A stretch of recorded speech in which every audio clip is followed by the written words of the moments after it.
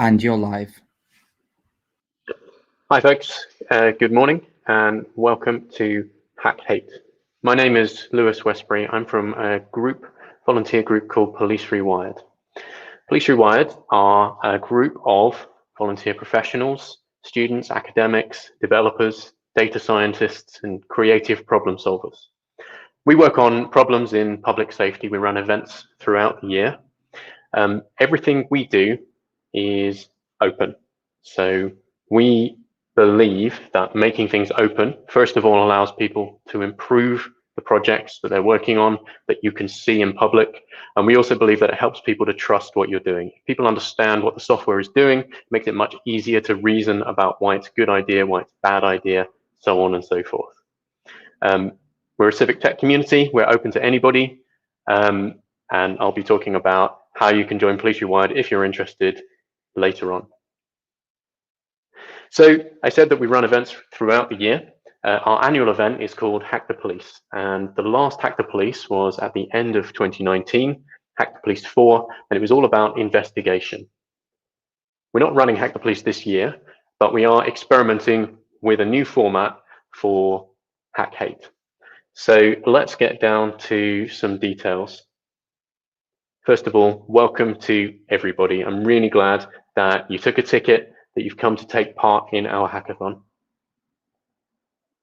So a little bit about why we're all here. Hackathons are all about making new friends. They're a social environment, and we've worked really hard to find ways to do that online.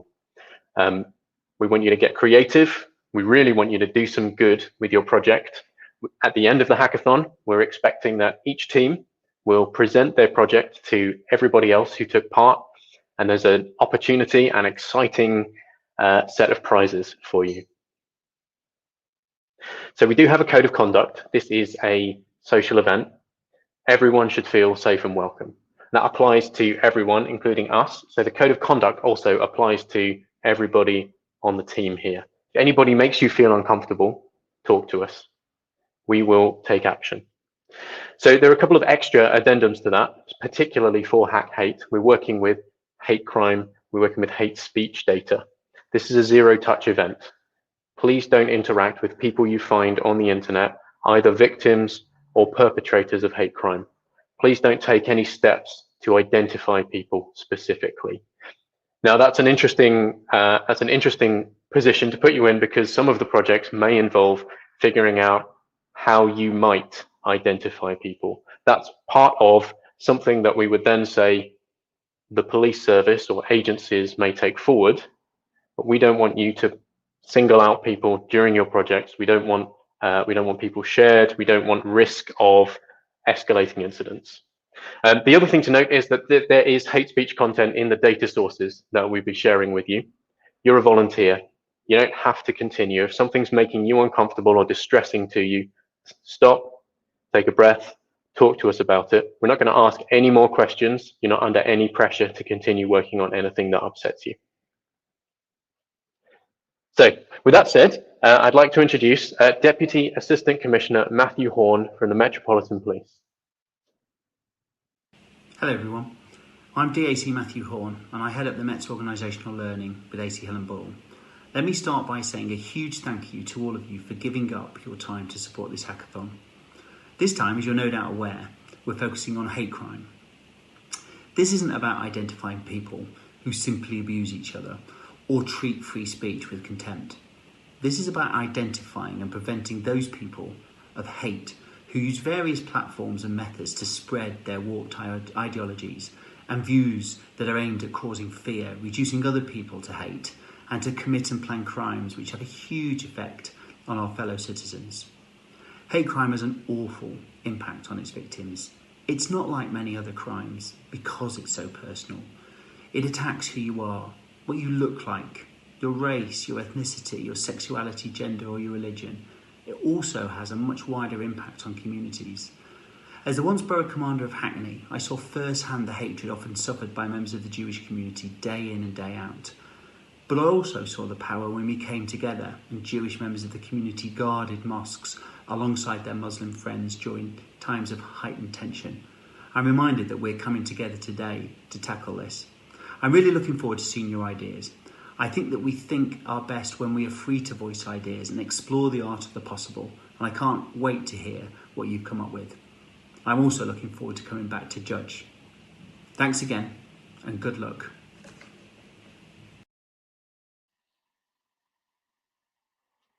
So thank you to the Metropolitan Police, the Deputy Assistant Commissioner, Matthew Horn. I'd now like to introduce Rob Flanagan from the College of Policing. Hi, good morning everyone. My name's Rob. I'm the Innovation Manager at the College of Policing. I wanted just to come on and welcome you all to this event held by Lewis and the team. We've been a big supporter of Hack the Police and the various events through Police Rewired for the last few years now. Particularly since I've started here at the college as Innovation Manager. This year looks like it's going to be an absolutely fantastic event. Unfortunately, I celebrate my 40th birthday this weekend, and so I won't be able to join you in person or virtually live. So I just wanted to send you this message to say I wish you all the very best of luck for everything that's going on this weekend. Just to give you a bit of background about my work and about innovation as a whole, we've been working now to increase innovation within policing for a number of years.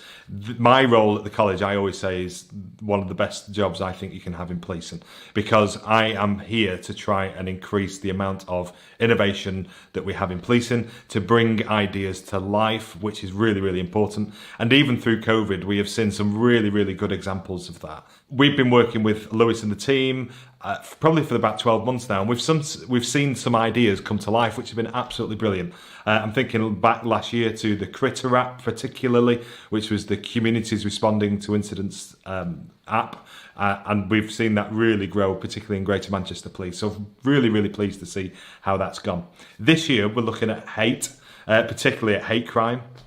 Such an important area, and I think it's one that will be really, really exciting for some. I'm hoping to see some of our innovation brokers with you this week, some of the people in the College of Policing, some of the people in UK Policing who we've been working with over the last year or so. I'm hoping that they'll be able to join you at some point and give you some input from an operational perspective. I'm sure there'll be other police officers there as well. So hate crime ultimately is about 5 different strands. And for us, this is about disability, race, religion, sexual orientation, transgender. But you don't have to be a specific victim of this crime. You could be a perceived victim of hate crime, and that's really important for us, because we don't want anybody to suffer as a victim of hate crime, irrelevant of whether they fall under one of those strands or not. And so I think the important thing for us in policing with this, particularly at your event, is how can people put trust in the police? And when I say that, I mean there has to be ways and avenues for people to access the police and report hate crime. That is really important. Sometimes people may want to do that anonymously. I think this is an area where we could really embrace how we can start to have a conversation initially with people who don't wish to reveal their true identity. And this could be something the police could really take a hold of. The second one is, how do we manage hate crime? This could be right up from our superintendents all the way down to inspectors and sergeants on the front line.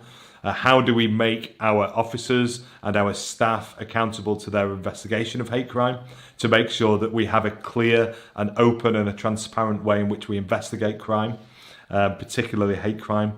And the last one for me is around intelligence. So what is it about the intelligence-led policing approach that we have that can be increased when it comes to hate crime? How can we improve the way in which we can report incidents of hate crime? How is it that we can start to build a case, particularly from an intelligence perspective, against those who may be committing hate crime on a regular basis? And that includes things like associations, memberships of certain groups. It might be attendance at certain events up and down the country. How do we keep a record of that in order to build a bigger picture around what is happening, particularly around groups who promote activity and behaviour that is seen as a hate crime? So they're the priorities for me. I really hope that you have a great day, I'm really, really keen to see what comes out of it, and I can't wait to see the results. In the meantime, if you have any questions about the work of innovation in policing, or you want to know more about the work that I do, please do get in contact with me at the College of Policing, and it's innovation@college.pnn.police.uk. You can also find me on Twitter, which is @Rob_Flan. I'm also on LinkedIn, Rob Flanagan. By all means, any of those areas you want to speak to me, please do so. And I really look forward to seeing what comes out of this event. Speak to you all soon. Thanks. Bye-bye.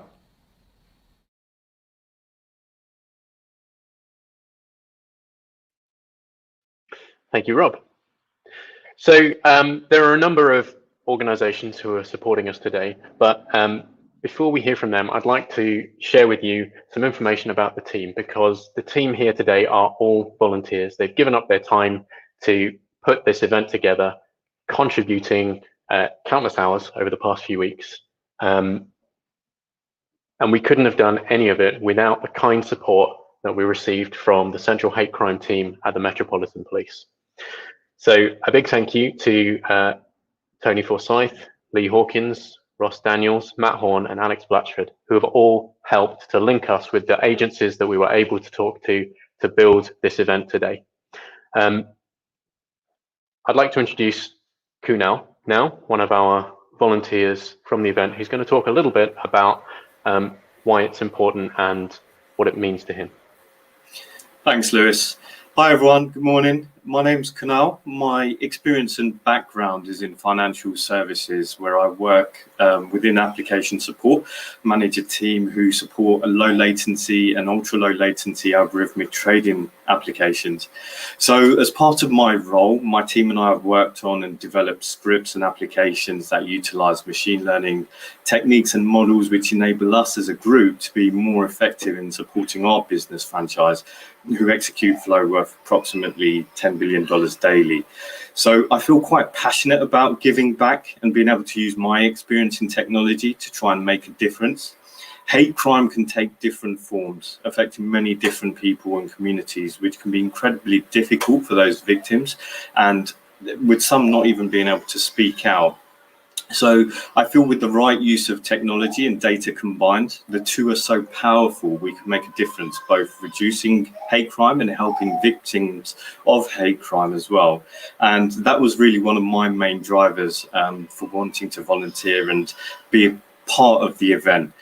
So with that, I would just like to thank all of our partners and also wish the participants best of luck. And I will hand you back over to Lewis.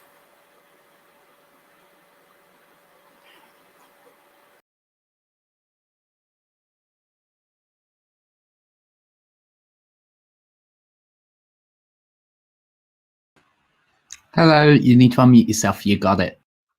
Thank you. So thank you, Kunal.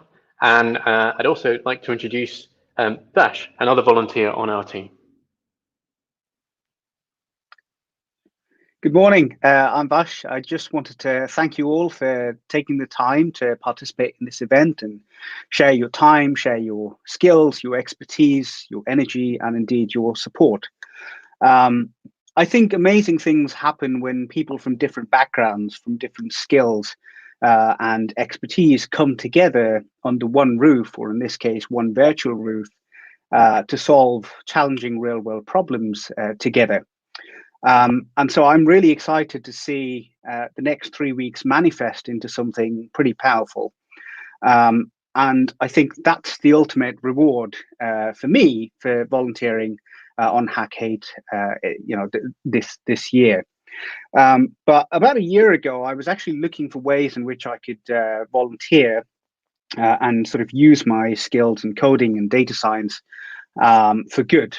And so I was looking at the different options, and finally, after a lot of digging, I thought helping the police would probably be a really good and constructive use of my time and skills.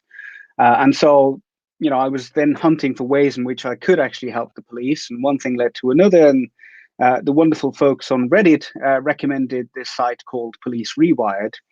And once I saw it, it really didn't take long for me to see, why those recommendations were spot on. So I think the work that Police Rewired is doing is pretty remarkable. And when you add to the fact that it's entirely volunteer driven, you've got something that's just absolutely inspiring. And so on that note, I really want to thank Lewis in particular for everything that he's done, for being at the forefront and at the very heart of this event, which I don't think would have come together if it wasn't for all of his work and effort. I really have no idea how he manages to do everything he does, despite having the same number of hours as the rest of us. So hats off to you, Lewis, for everything that you've done, and thanks ever so much for having me on the team. It's a real pleasure, and I can't wait to see what everyone comes up with. So thanks very much.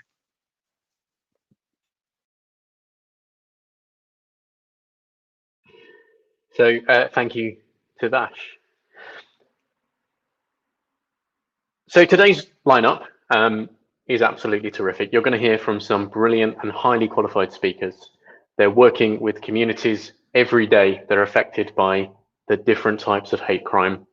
Some of our speakers have been collating data on hate crime for a long time. Some spend their days studying social behavior, policing, and crime. It is important to acknowledge right now that representation is very important. We didn't reach every affected community, and we're going to work harder. We're going to try to do better next time. So you'll be hearing from some of the communities affected today. And so nothing gives me more pleasure than to introduce our first speaker, Bill Howe from Stop Hate UK.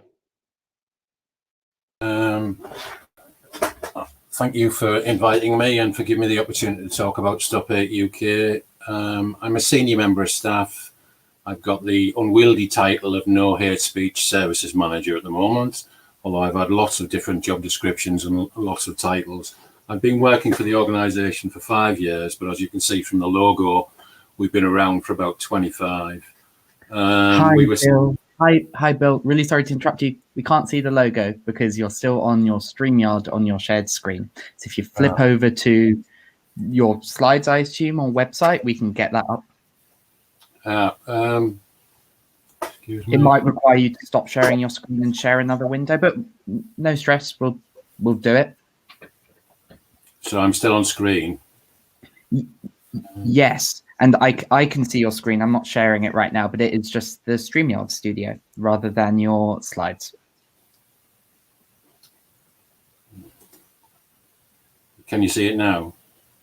No, I can still just see StreamYard. You might need to come into StreamYard and stop your screen share and trigger it again. And this time choose wherever your slides are. Okay.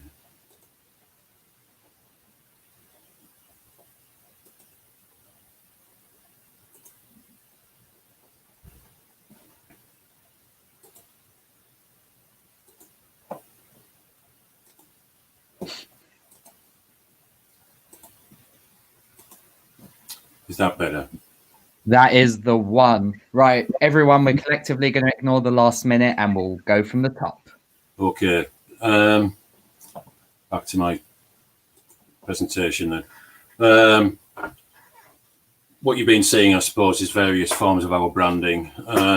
We've been around for 25 years as an organisation, originally very much rooted in Leeds in an organisation called Leeds Racial Equality Unit. In response to the Stephen Lawrence inquiry and the subsequent Macpherson report, we changed our emphasis, started to work across all of the strands that the government monitor, and in response to the Macpherson report, set up a 24-hour, 365-day-a-year service where people can contact us if they're affected by hate crime. That is also about victims, but people who are maybe bystanders, or as I suggested, people who are just genuinely affected by it. So we work across all of the 4 strands of identity, and until I would say the referendum, the Brexit vote, disability was one of our highest categories. But we provide third-party reporting centres for people affected in any of those strands of identity. we effectively act as a sort of neutral, impartial organisation, but our one of our primary functions is to transmit information to the police with the consent and at the request of our clients. And these can be crimes or incidents which form valuable intelligence for the local forces involved. We also work outside of the monitored strands, so we would also take calls and talk to people who may be affected, who may be part of an alternative subculture or being affected by forms of incidents related to their age or other issues like misogyny.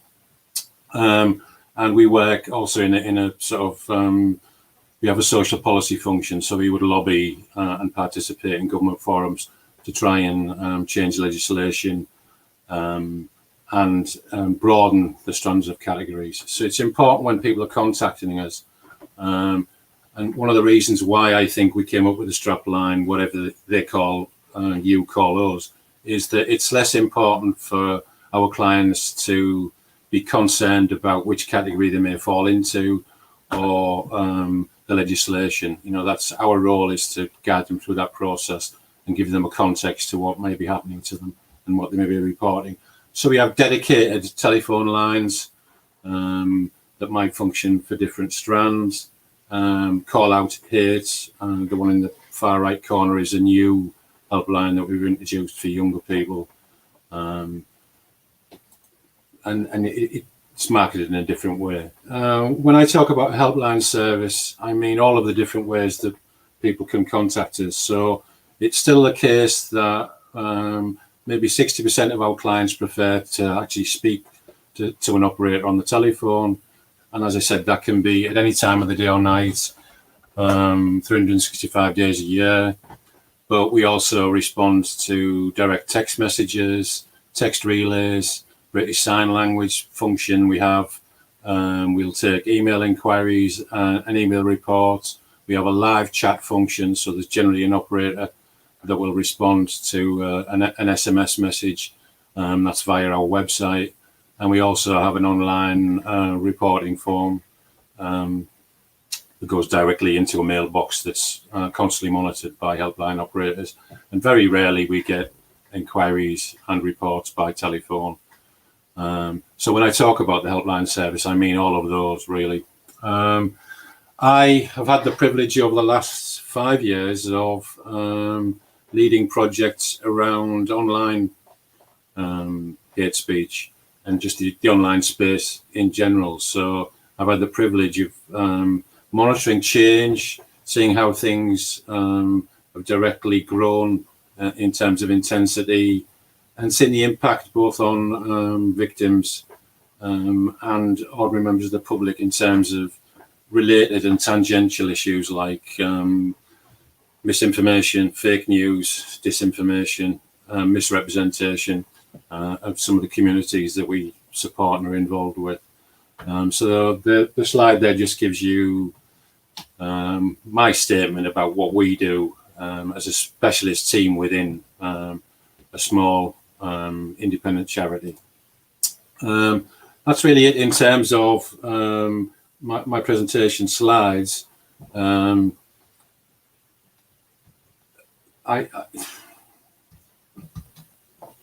I'll stop my slideshow now.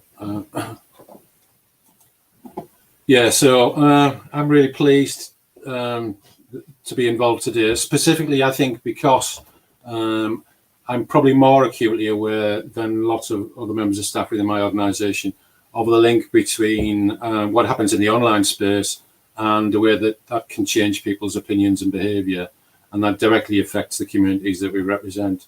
So I'm really excited about this project. I don't want to drone on too long with my legendary dull monotone, so I'll leave it at that and give other speakers an opportunity, but I look forward to interacting with people online, being around as a resource if people need me, and attending the closing event when I look forward to seeing innovative and astounding projects from people. Thanks for the opportunity.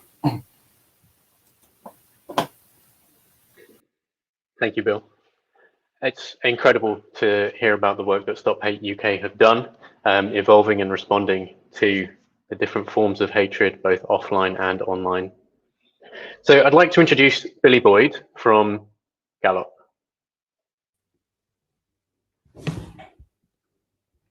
Hiya, I can't really see you, so I'm not sure if I'm on. But my name's Billy, and I'm one of the hate crime support workers at Gallup. I'm here to talk to you a little bit today about anti-LGBT hate crime, online hate, and the work we do.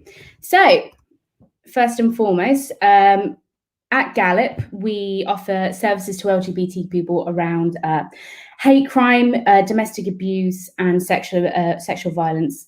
Offering support and assistance, but we also do quite a lot of work into policy and research too.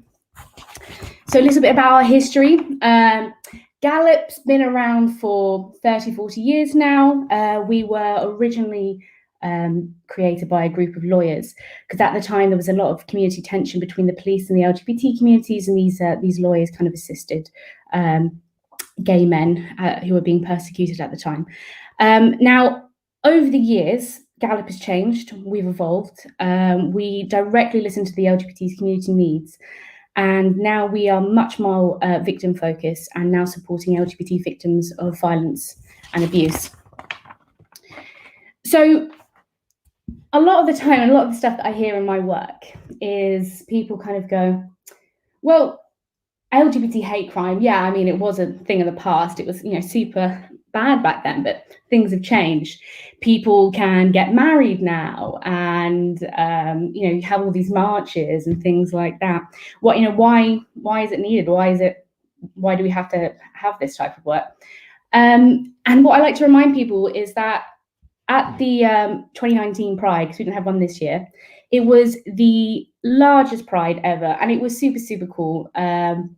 Being able to kind of go on this march, and like the leading up to it, being able to like go into Greg's and get like a rainbow BLT sandwich or something like that. And for this kind of short period of time, it made people, myself included in the LGBT community, feel like, things are okay. But what people also forget is at that particular Pride, there was an attempt that was foiled, thankfully, of two people who wanted to drive a car into the crowd in the march, and with their intention to harm and potentially kill a lot of the LGBT marchers. So these attitudes are still there. This hate is still there. And this is why we kind of have to keep pushing on. And with this in mind, I wanted to kind of talk about recent data from the Home Office regarding an escalation in recorded hate crime, and it's across all the 5 strands. We've seen a particular increase in transphobic hate crime, up by 37%, with sexual orientation up by 27%. So it is increasing. Likewise as well, in general, we are seeing an increase in people reporting hate crime. And this is for a variety of different reasons. First and foremost, people are more aware of what hate crime is. They have better access to support services. They have access to third-party reporting centres as well. However, while this is a factor into why we are seeing this increase, it's not the only reason. In general, we are seeing a negative change in attitude towards LGBT people, which I'll talk about further. But just in the Gallup hate crime team alone, we have seen a massive influx of cases, increasing in the severity and the violence used. And especially with COVID as well, we've seen a complete shoot up of hate crime cases. So what are some of the attitudes driving hate? Well, in a recent study that we conducted nationally, we found that 1 in 10 felt that LGBT people are dangerous to other people. We found that 1 in 10 felt that LGBT people could be cured. And nearly 1 in 5 people said that being LGBT was immoral or against their beliefs. Now, the most worrying statistic we found was this one here, which was that this belief rose to 1 in 4 among young people. Traditionally speaking, young people tend to be quite supportive of the LGBT community. And when this kind of data came out, it really kind of gave us this indication of these polarizing beliefs and the kind of the rocky road that we have ahead of us with this. So as mentioned, we are seeing greater levels of violence. Metropolitan Police data has shown that anti-LGBT hate crime involves a higher level of violence than any other form of hate crime, with 6% of victims of homophobic hate crime experiencing moderate to severe injuries. Now, this is in comparison to 1% of religious hate crime and 2% of racial hate crime. And again, it's important to note here that we don't really have the data for transphobic and disability hate crime because it's just so underreported and recorded as well. Speaking of reporting, in a survey conducted with over 100,000 participants, it was found that 91% of LGBT people did not report the most serious hate crime that they'd experienced in the last 12 months. And this low reporting extended to more serious incidents such as physical violence. Hate crime is like any other hate crime out there, and the impacts of it are incredibly far-reaching. It's not like having your bag stolen while you're at the bus stop by an opportunistic thief. It's something that is incredibly deeply personal. Someone sees you and perceives you, which is the key word there, to be a certain way or to have a certain identity. And they've taken time out of their day to commit a crime against you because of who you are. Sorry, I've got a little kitten here. I just moved in. But because of this, hate crime is twice as likely to cause serious emotional impacts to someone compared to people who experience just crime in general. Other statistics we have is that most LGBT people avoid holding hands in public for fear of a negative reaction. Likewise as well, most trans people avoid being open about their gender identity in order to lower the risk of transphobic abuse. So we've recently done an online hate crime report that was literally just released. I wanted to kind of highlight some of the key findings we had from it, which was 8 in 10 LGBT people have experienced online abuse. And among those, half of them had experienced online hate more than 20 times. We also found that 1 in 5 had experienced it more than 100 incidents. And the key kind of things about this is with online hate, we found that hardly anyone reports it or reports their experiences to social media platforms. You know, less than 1 in 10 reported to the police. And the levels of violence that we're seeing online are increasing. It's very easy for someone to just post something and just, you know, go into the ether. And we are seeing a particular targeting of LGBT people online, especially around doxing of trans people as well. And it's really, really hard to keep track of. It's really hard to prosecute. And this is kind of where we were kind of hoping that you guys might be able to help us. Me and the rest of the Gallup team, we had a kind of chat about all of this. And the problems that we have with online hate is we have no idea of tracking what's being said or on what platforms. We do know that on certain days, like Pride, you know, Brexit as well, general elections, hate crime online does increase, but we don't know how much by. We just know from people telling us and kind of seeing it ourselves. We also have no way to differentiate if someone's kind of using the word gay to self-identify or if it's being used in an abusive way. And that kind of makes it quite difficult as well to track. And without this data, it's really, really hard for us as an organization who supports LGBT people to find out where this is coming from, who it's being targeted at, who the kind of main perpetrators are, and this kind of incitement and hatred. And we're just totally relying on individuals to report this hate. And if they're getting it, you know, 50 times a day, if there's like a pile-on thread on Twitter or something, they're not going to sit down and report each individual one. So we have no way to kind of keep a cap on it. The last thing I kind of want to show you is this handy little resource we have. It's a hate crime guide for LGBT people. It's got information about people's rights and entitlements. It has what to kind of do if you are a victim of hate crime, the support that you can get, and like a breakdown of the terminology. It's a really accessible way of finding out about your rights. Normally, if we were in person, I'd hand a load out, but that's not going to be the case here. So you can go onto our website, and if you go into fact sheets, you can find all our resources there to have a look at. Likewise as well, if you ever kind of want to refer to Gallup or find out more about us, you have some of the information there. And I know we can't take questions on this platform, but I'm going to be hanging around on Discord if anyone wants to have a chat with me or, ask me stuff. Thank you. Thanks, Billy. I was astonished to discover that 91% of LGBT people wouldn't report a hate crime incident. That's ridiculously high. And similarly, 68% of people wouldn't hold hands because they don't feel safe. And I feel like that's something really, really important. And it's a line throughout all of the policing I've encountered through volunteering with policing. If you're doing something legal, you should feel safe to do it. And that's really, really important. And that's a part of why we're here today. So thank you to Billy. I'd like to introduce Louise Holden from Inclusion London.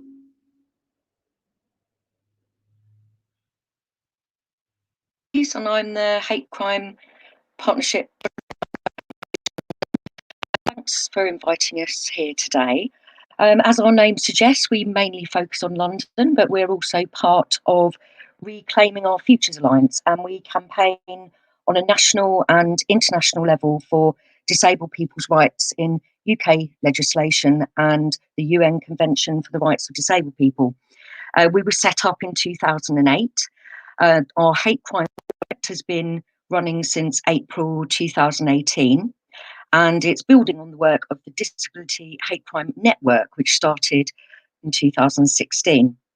We're a pan-London, pan-impairment deaf and disabled people's organisation known as DDPOs, and we're the only one that is led by and for disabled people that campaign and provides capacity building for other DDPOs, which there's about 70 in London.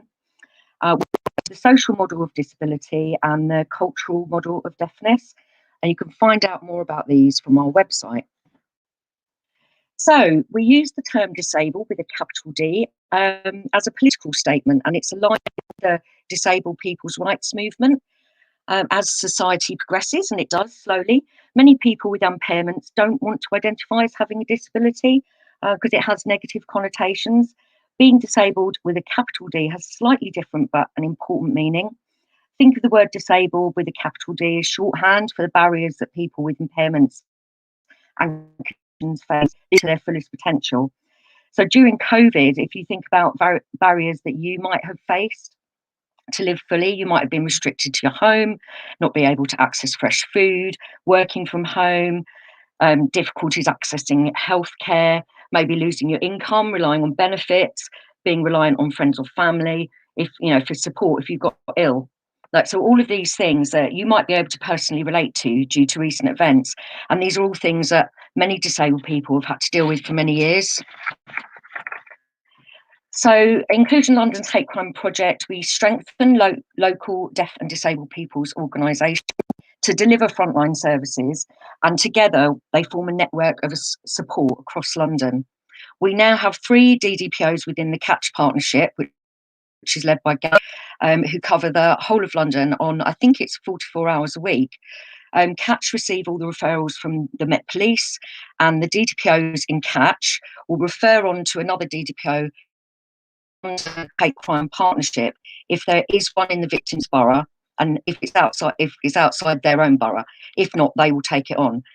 So when a disabled person's put in touch with a DDPO, this might be the first time that they realise that they're part of a wider movement for disability rights. It can be a very empowering experience for a person. And DDPOs are known for delivering services with a holistic approach, which aids victims' recovery. So our capacity building as part of the Hate Crime Project includes specialist advocate support, advocate secondments, policy and campaigning, for example, like online select petitions committee submissions, the impact of COVID.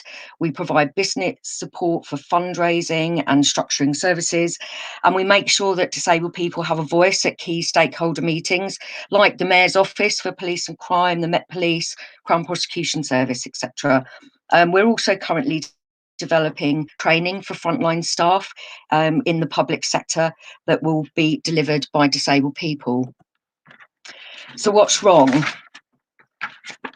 Having sustainable funded DDPOs not only prevents hate crime, it also strengthens communities and improves inclusion and diversity. I mean, and we can all agree that these are key aspects of a healthy society. And by doing that, it dismantles long-held prejudice that other and demean disabled people. These figures just don't add up. It's mostly agreed that disability hate crime is severely underreported. The reasons are complex, and we don't really have data sets to fully understand why. Some of the reasons include things like disabled people just accepting the abuse as part of everyday life as a disabled person. They may have reported before and had a negative experience. They may have reported there's not enough evidence to pursue the case. In particular, to disability hate crime, it can happen within the home. And from someone that they know very well, maybe a paid carer. Disabled people that think that abuse is part of everyday life, they may not even recognise it as hate crime, so they wouldn't even think to report it. An officer, and also a police officer, when they're dealing with it, they may not realise that they can flag disability hate crime if they perceive it, regardless of what the victim perceives. This list goes on. There is a huge number of disabled people just accepting that they have to put up with being treated less on a daily basis. And as DDPOs, we're trying to get funding for frontline services, but we're often usurped by larger charities that are not led by disabled people and they're not local to victims. The services have to be fully accessible and have a whole range of different ways of engaging. So what my ask is for you is, like, what can you do to get more funding for DDPOs and to improve reporting? I have a few ideas, but I'm very happy for you to come up with others.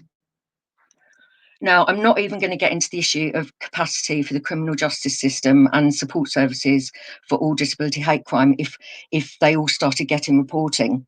That's nowhere near my pay grade, but I do have two ideas. Probably not the most original, but hear me out. If there was a tech solution to combating disableism and negative bias, I would be going for that one today, but we've got to keep it real. So the first one is an app to spot hate crime and record incidents, but we're calling it the Recognise, Report and Recover app. And it's not just helping disabled people to recognise what's happening to them, but also for police officers to help them identify. What the issue is with police officers is when they're dealing with a victim, it's very few and far between that they've actually had to think about those questions to ask of someone. And if a disabled person themselves is finding it hard to identify what we're experiencing as a hate crime, then it's very difficult for the officer to know, like, what is going on without knowing what the right indicators and questions to ask. So I know apps have been developed before, but they seem to end when funding ends. However, having an app to go through indicators and questions to ask to identify hate crime would be really helpful for officers and disabled persons.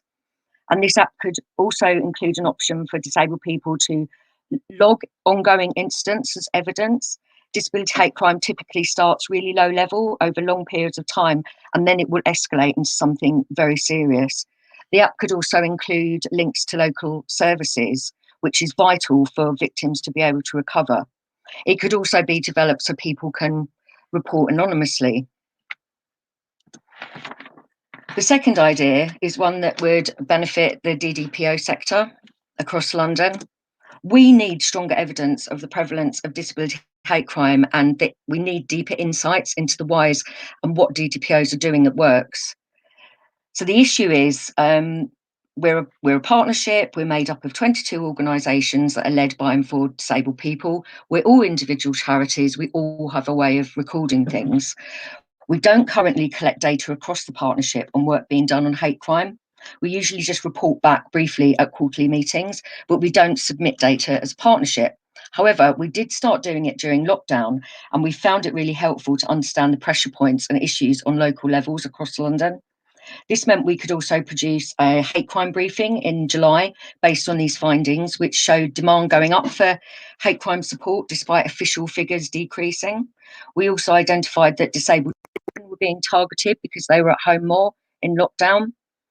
So we really need to be able to find a way to collect data from these 22 organisations that shows the gap between the reports to the police and the referrals to the DDPOs for support. And we want to find out more about why disabled people don't report to police. So each DDPO is unique and has different levels of skill and knowledge of data collection. Some may already have robust data collection systems and others don't. I want to be able to provide them with an easy to use method for each of them to submit data on a quarterly basis. Both these ideas, by the way, have to be fully accessible to all types of impairment and condition, because DDPOs are predominantly employed. We have disabled staff, of which I'm one. So I really want to use the stronger evidence and the deeper insights to lobby for more funding for those DDPOs that are in the community, and to raise awareness of the underreporting issues with a view to overcoming those barriers. So we want an easy to use way that all DDPOs across London can input their data. I have got a list of questions that the partnership compiled that would achieve this, and I believe it's in your data sets.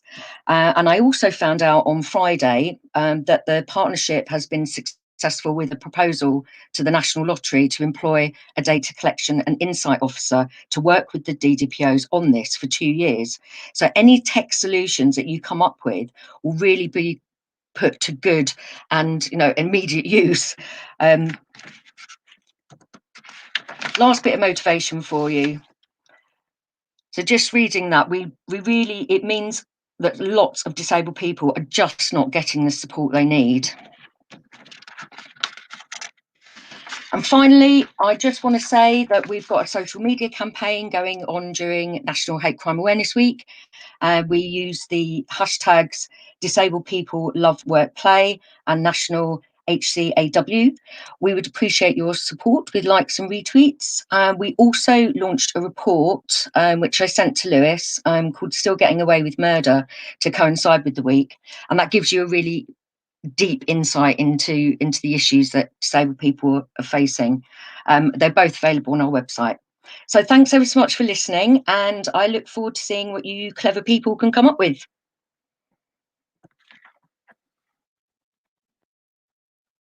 Thank you so much, Louise, and thank you for the insight into the issues that disabled people experience. I think it's really important that we understand that as we go through life, and particularly as we're experiencing lockdown, other people are experiencing it much, much harder than us. So thank you very much. I'd now like to introduce Dave Rich from the Community Security Trust. But before we start the video, I'd just like to mention that we will be taking a break shortly. So this will be our last speaker before the break. Over to you, Dave. My name's Dave Rich, and I am Director of Policy for the Community Security Trust, which is a Jewish charity that supports people who experience anti-Semitism and anti-Semitic hate crime, and seeks to protect the Jewish community from anti-Semitism and from hate crime. We work in partnership with the Metropolitan Police and with police forces all over the country to try to support victims and witnesses of hate crime, to encourage people to report anti-Semitic hate crime, and to support them through the whole criminal justice process, hopefully up to and including prosecution and conviction of hate crime offenders.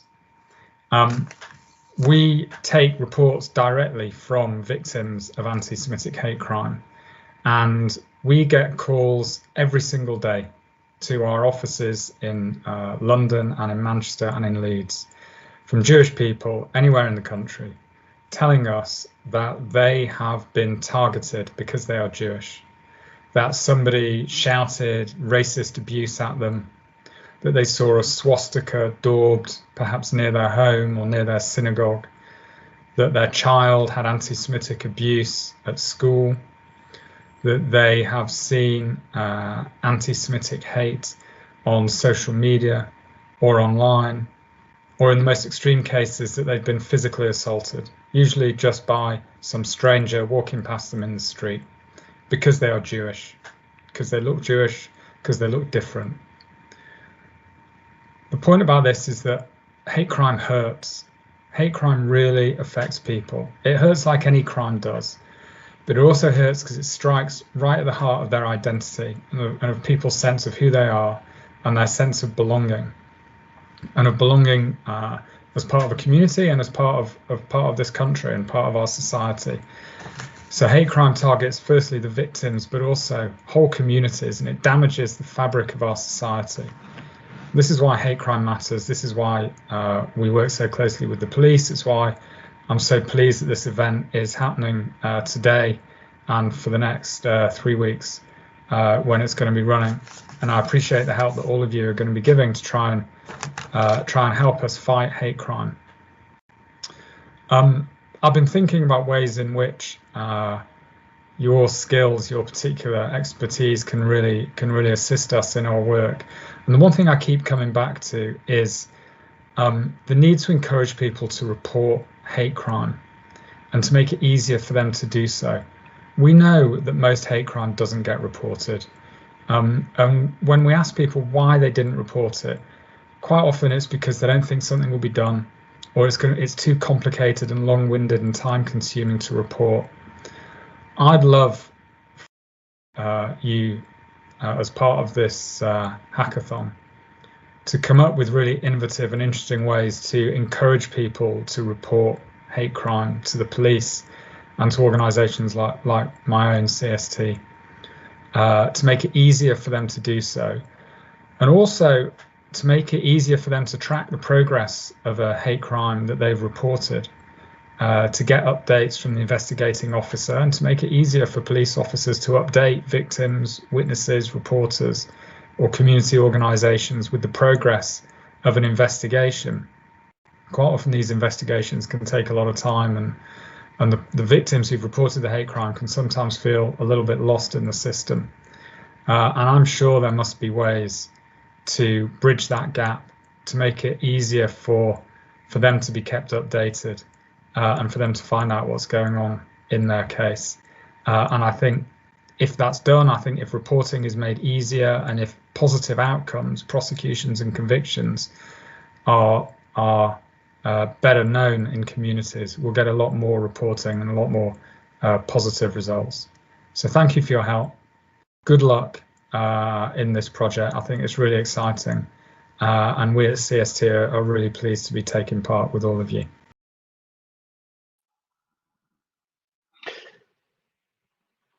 Thank you, Dave.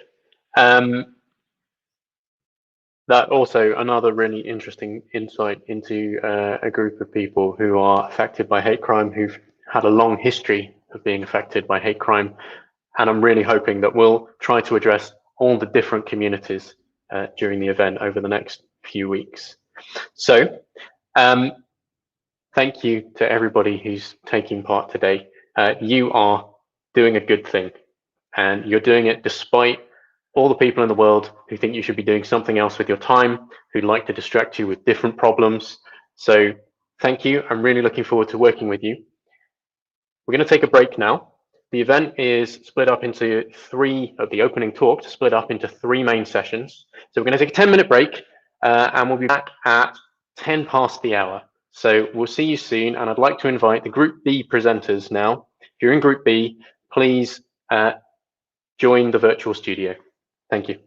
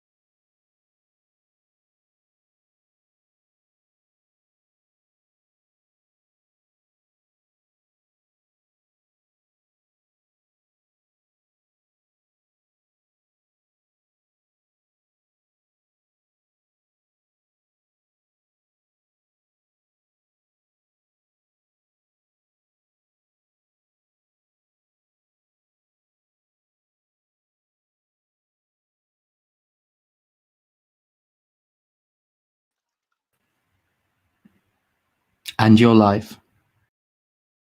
Thank you, and welcome back, everybody. So, welcome to part 2. It's time to talk about the fun part, the prizes. So, important to share with you that this event, the prizes and the prize categories will be split into quests and side quests. And I think those are perfectly illustrated by water cats and regular cats. So, the 4 main quests that we'd like you to tackle. We're looking at encouraging reporting of hate crimes, and that's about making it easier to report hate crime and helping people to understand the value of reporting, even if it might not lead to a prosecution.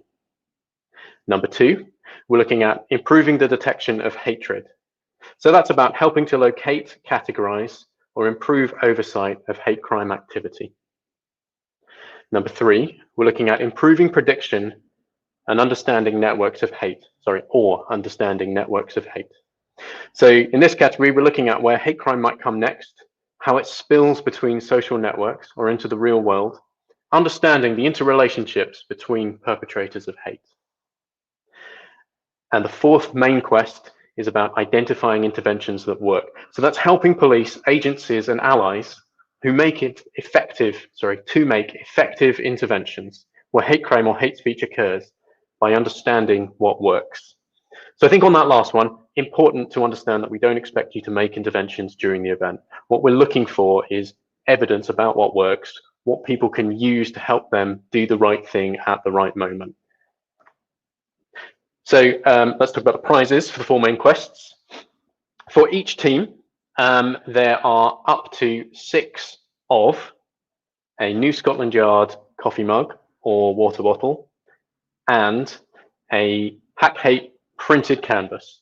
So for each team, depending on the team size, up to 6 of the mug or the water bottle and up to 6 of the canvas.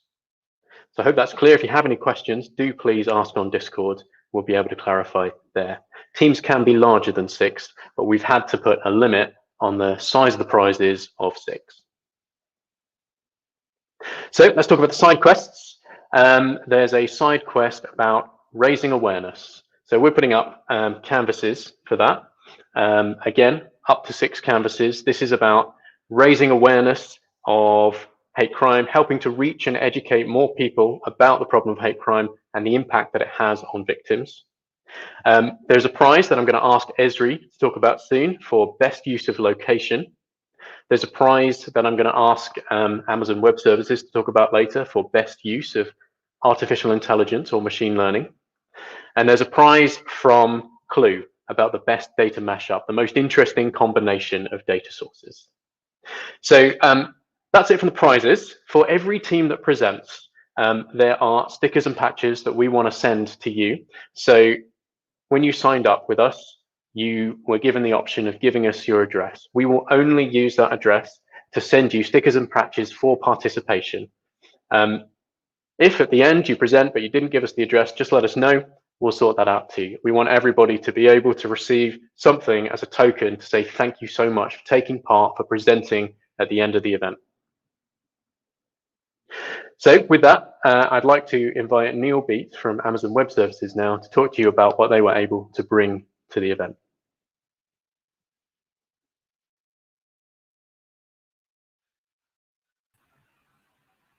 Hello, you're muted. That would probably help, thank you. So, good morning, everyone, and thanks for the introduction, Lewis. On a personal level, I'm thrilled to continue to support Police Rewired and share your passion for policing, technology, community safety, and fighting crime. It's outstanding to see the Police Rewired organisation go to strength, and thanks to your tireless efforts and the wider team, of course, as well as everything you're putting into this weekend. At Amazon, we stand in solidarity, our employees, customers, and partners in the fight against hate crime. We always have been and always will be committed to diversity and inclusion. And that's why at AWS we'll be delighted to support this event again this year and are thrilled to see it aligned to the mission of tackling hate crime. Illegal and unacceptable content and activity is widespread online, its impact exacerbated by the current global pandemic. Society's most vulnerable people are having increased unmonitored access to digital devices and platforms for extended periods of time every single day. And technology can and should play its part, playing a crucial role in keeping users safe online, in the efficient and effective undertaking of investigations, and in the identification, pursuit, and prosecution of offenders. Our UK public sector teams at AWS, including the dedicated Justice and Public Safety team, which I'm proud to be part of, are working in many ways to tackle hate. Tens of thousands of non-profits and non-governmental organisations worldwide are using AWS to increase the impact and advance against their mission goals. For example, Just Giving, one of the UK's online largest social platforms for charitable fundraising, has over 24 million registered users and has helped raise 3.5 billion for causes including initiatives to stop human trafficking. When offences and hate do occur, it is crucial that the UK public sector organisations have access to best of breed technology in support of their mission and to reduce time to insight for evidence and intelligence and enable swift justice outcomes. Using AWS, the UK Ministry of Justice has been able to turn technology into an enabler for more fair and effective justice. Leveraging cloud services makes it easier and more effective for customers to collect, store, and analyse huge volumes of data in support of the mission of tackling hate. At AWS, we provide the broadest and deepest portfolio of purpose-built analytics tools so users can quickly get insights from their data. As an example, the International Centre for Missing and Exploited Children, ICMEC, their mission is to eradicate child sexual abduction, abuse, and exploitation. And in moving to AWS, they've created a centralised platform that scours the internet for photos of children to compare against images from ongoing cases of missing children across the globe. The results are providing law enforcement officers globally with leads on the possible whereabouts of those missing children and reuniting families. Further to this, tens of thousands of partners globally build on AWS, and many of these partners, including some of the organisations that are sponsoring this event alongside us, tackle hate directly or are working with UK government and non-profit organisations in support of their mission. For example, faculty have built their world-class data science platform in AWS, enabling them to focus on innovation and delivering the scale they need to detect and prevent the spread of online terrorist propaganda with the UK Home Office. Central to the capability for both ICMEC and faculty was artificial intelligence and machine learning, technologies that are and will be essential in the fight against hate through transforming big data into actionable intelligence. At AWS, we offer the broadest and deepest set of machine learning services and supported cloud infrastructure, trying to put machine learning into the hands of developers, data scientists, and expert practitioners. Marinus Analytics, as an organisation, find human trafficking victims and reunite them with their families. They have saved lives by using AWS artificial intelligence because it's empowered those fighting against trafficking to accomplish seemingly impossible tasks in the face of what initially seemed like insurmountable piles of data. As Emily Kennedy, president and co-founder of Marinus Analytics, says, this technology is extremely powerful, so it's imperative we use it for positive ends that change the world for better. And this is why, as Lewis outlined, for this event, we've supported the creation of a prize category which directly recognises the best use of artificial intelligence and machine learning technologies. And we are really keen to see what amazing outcomes participants can achieve by using these technologies over the next few weeks. In addition to me speaking this morning, throughout the duration of Hack Hate, we want to do absolutely everything we can to help you succeed, and therefore have committed to being hands-on and here to help across the next couple of weeks. Our technical team of Justice and Public Safety Solution Architects, led by Danny Temple, will be on hand throughout via the Discord channel with specialist tech support and on building efficiently and securely in AWS. And additional support will be available as teams progress their builds from specialists across more than the 475 features in AWS, including our public sector artificial intelligence and machine learning resources, supporting teams as you use these in your workloads. Finally, and most importantly, thank you. Thank you to each of you for giving up your time in support of this mission, and I look forward to working with you in the coming weeks. Let's get to work and good luck.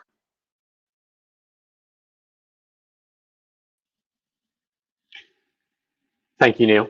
And I think it's worth noting that Neil's been a kind supporter of Hack the Police for several years now. So I'd like to introduce Chris Gardner from Esri. Yes. Good afternoon, everybody. Thank you again for letting us speak at this event. It's really great to be back for, I think it's now the third year that Esri has sort of supported the Hack the Police and Hack Hate events. I'm Chris Gardner. I look after our UK policing relationships within Esri, and Esri are a software company that provide geospatial technology to those organizations across the globe, not just in law enforcement, but obviously my area is specifically in law enforcement. That geospatial technology is something that we call GIS, and GIS is one of those technologies where using location as a critical part of its technology, as part of its foundation, it's one of those technologies that can bring and connect people, organizations, problems, solutions, and data all together. And that's really what I'm going to talk to you about for the next sort of 5 minutes or so, and then I'll talk to you a little bit more about what we're doing throughout the next 3 weeks to support you. Just to start off though, so we're primarily talking about one very particular issue today around hate crime, and we certainly would echo the words of Neil there from AWS, where we equally stand with you and with society to stamp out racial injustice, hate crime, and social conflict throughout our society across the globe. We've also been supporting lots of different other organizations in lots of different other issues as well, COVID-19 being one of them. But for now, what I'm going to talk to you about really is around how can we use location and geography to connect each other and connect and collaborate around a common problem around hate crime. And really, this is about bringing our brightest and best people, our data scientists, our software engineers, our problem solvers, our agencies, our government organizations, and our technology companies, and our general public together to really solve the complicated problems that come as a symptom of hate crime, or maybe drive hate crime because of inequality or lack of diversity and those sorts of issues. And really what this is about from our side is around creating geospatial literacy. Often location data is one of those areas of data that is really quite unexploited and unexplored when it comes to understanding these issues on a grander scale. And as what we really do is take geography, so the science of our world, which brings together all the different sciences, so whether it's chemistry, psychology, biology, it brings all of those together, and it looks at modeling our world and helps us bring information together so that we can understand issues more clearly. We can then understand what we might do to solve those problems, and then analyze the results of those solutions and continuously develop those and make our world a better place.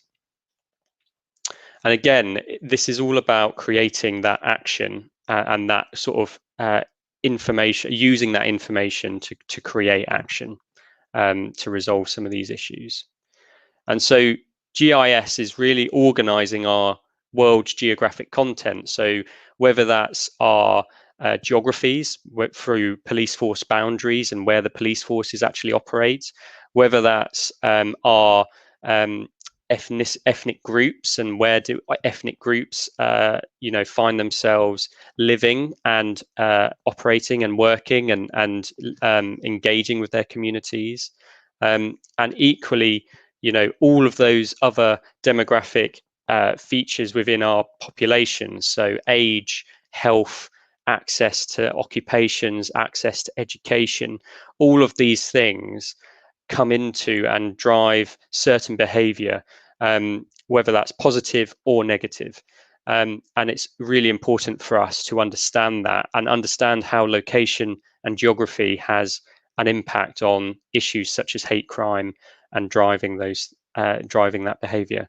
And the other thing that GIS is becoming is it's becoming really powerful. So we've seen a massive shift in our technology and in our customer base across the world, where we're moving much more from just simple deployments, project-driven, capabilities to really now societal transformations of using location data. And I can think of no better one really at the moment than COVID-19, where the John Hopkins University grabbed the initial case data and mapped that using ArcGIS, our products, and shared that in a public-facing open dashboard to everybody.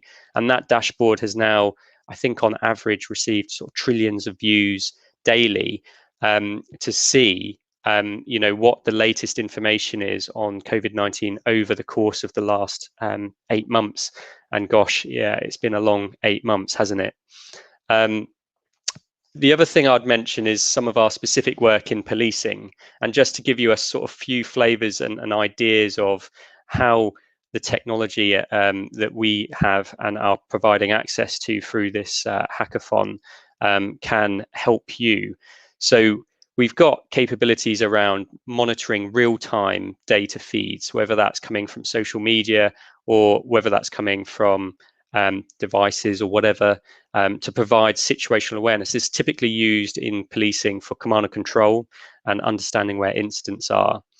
On the bottom right there, you can see some of the analytics and data visualization techniques that we can bring to bear on various different data sources that you might find useful through understanding the patterns of hate crime and the mitigations of how you could intervene and engage with communities. There's been some great ideas around how data reporting capabilities could be used, and again, we have capabilities where we can help you capture the location aspects of that so that people can find the most appropriate engagement techniques, engagement routes with their communities within their local areas to make sure it's accessible and make sure that they get the help that they need when they need it. So what we're doing throughout the next 3 weeks and what we have done in previous years has been to provide access to our developers' sites. So people can access this, developers, software engineers, you can sign up for free. And we have a whole load of APIs and SDKs for you to be able to access, whether you're a front-end web developer using JavaScript, or you're a mobile developer using Android or iOS or .NET, or whether you're more of the sort of data scientist looking at Python and our Python API and its integrations with natural language processing and other types of open source data science capabilities. Or the other one is whether you're really much more of a back-end developer looking at our REST APIs. So how do we bring data sets together to be able to enable those front-end developers to visualize that information in the most appropriate ways? We've got quite a wide range of tools.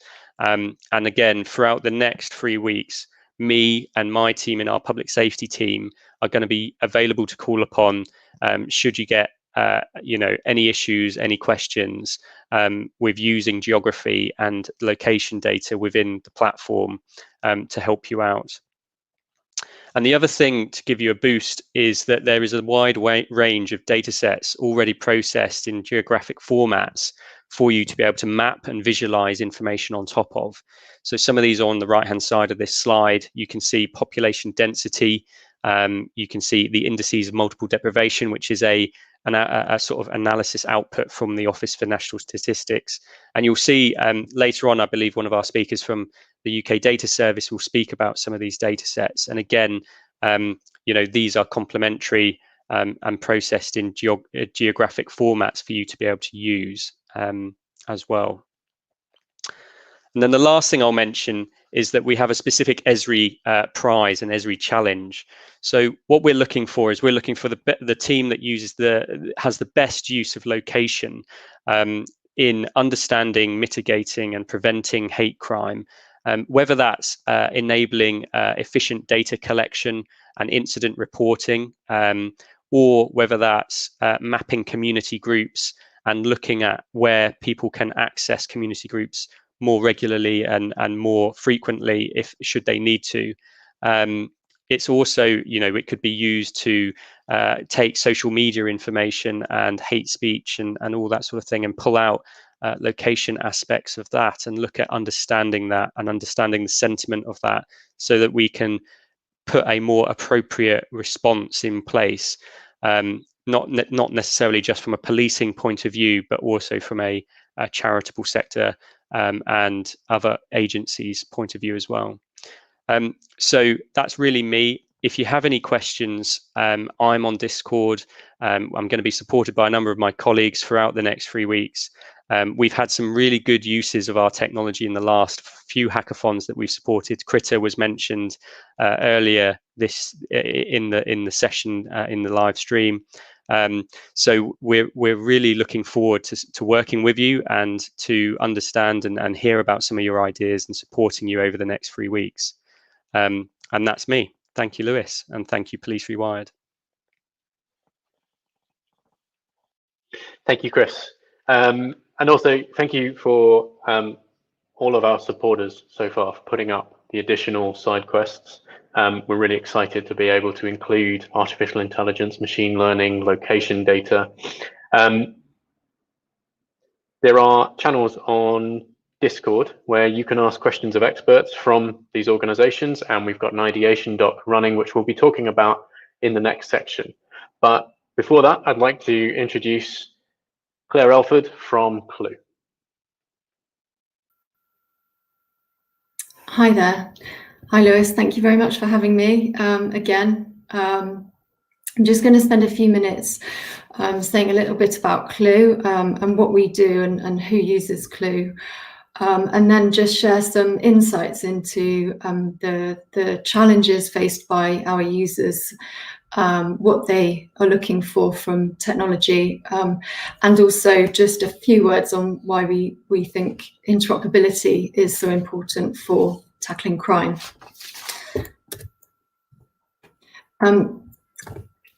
Clue, we're an investigation case management software provider. So Clue is used a lot in policing, but also across government and the private sector. So in policing, Clue tends to be used in specialist crime units like counter-corruption and serious and organised crime. We have a really strong user community, and we actively encourage our users to share their feature ideas with us and help us shape our product roadmap. I'm going to share with you some information on that in a minute.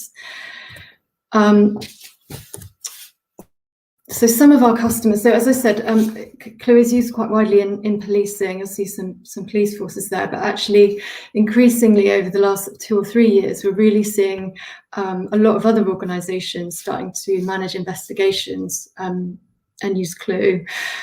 So we have charities there, we have animal welfare organisations, sports clubs, some large corporations. And between them, they investigate, well, everything from child protection, fraud. We have counter-extremism teams using Clue, investigating match fixing, drug crime, and you will see there hate crime as well. So we do actually have a couple of Clue customers, in particular, who use Clue to investigate hate crime. One customer in particular, quite a high-profile Premier League football club, who use Clue to investigate various things, so safeguarding, ticket touts, discipline, violence, and hate crime.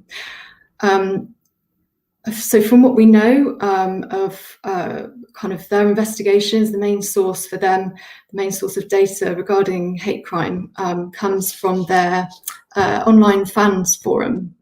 In fact, they have a couple.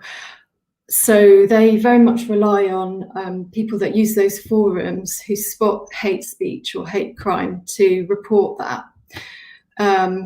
This football club in particular will follow up on every incident or every instance of hate speech. So they will carry out a full investigation. They will identify the individuals involved and hold them to account.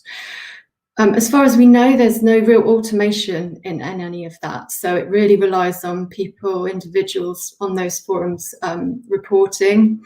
I'm sure that this football club would be really interested to hear from this hackathon if there are any solutions that can help make reporting easier, anything that might automate the identification of that hate speech.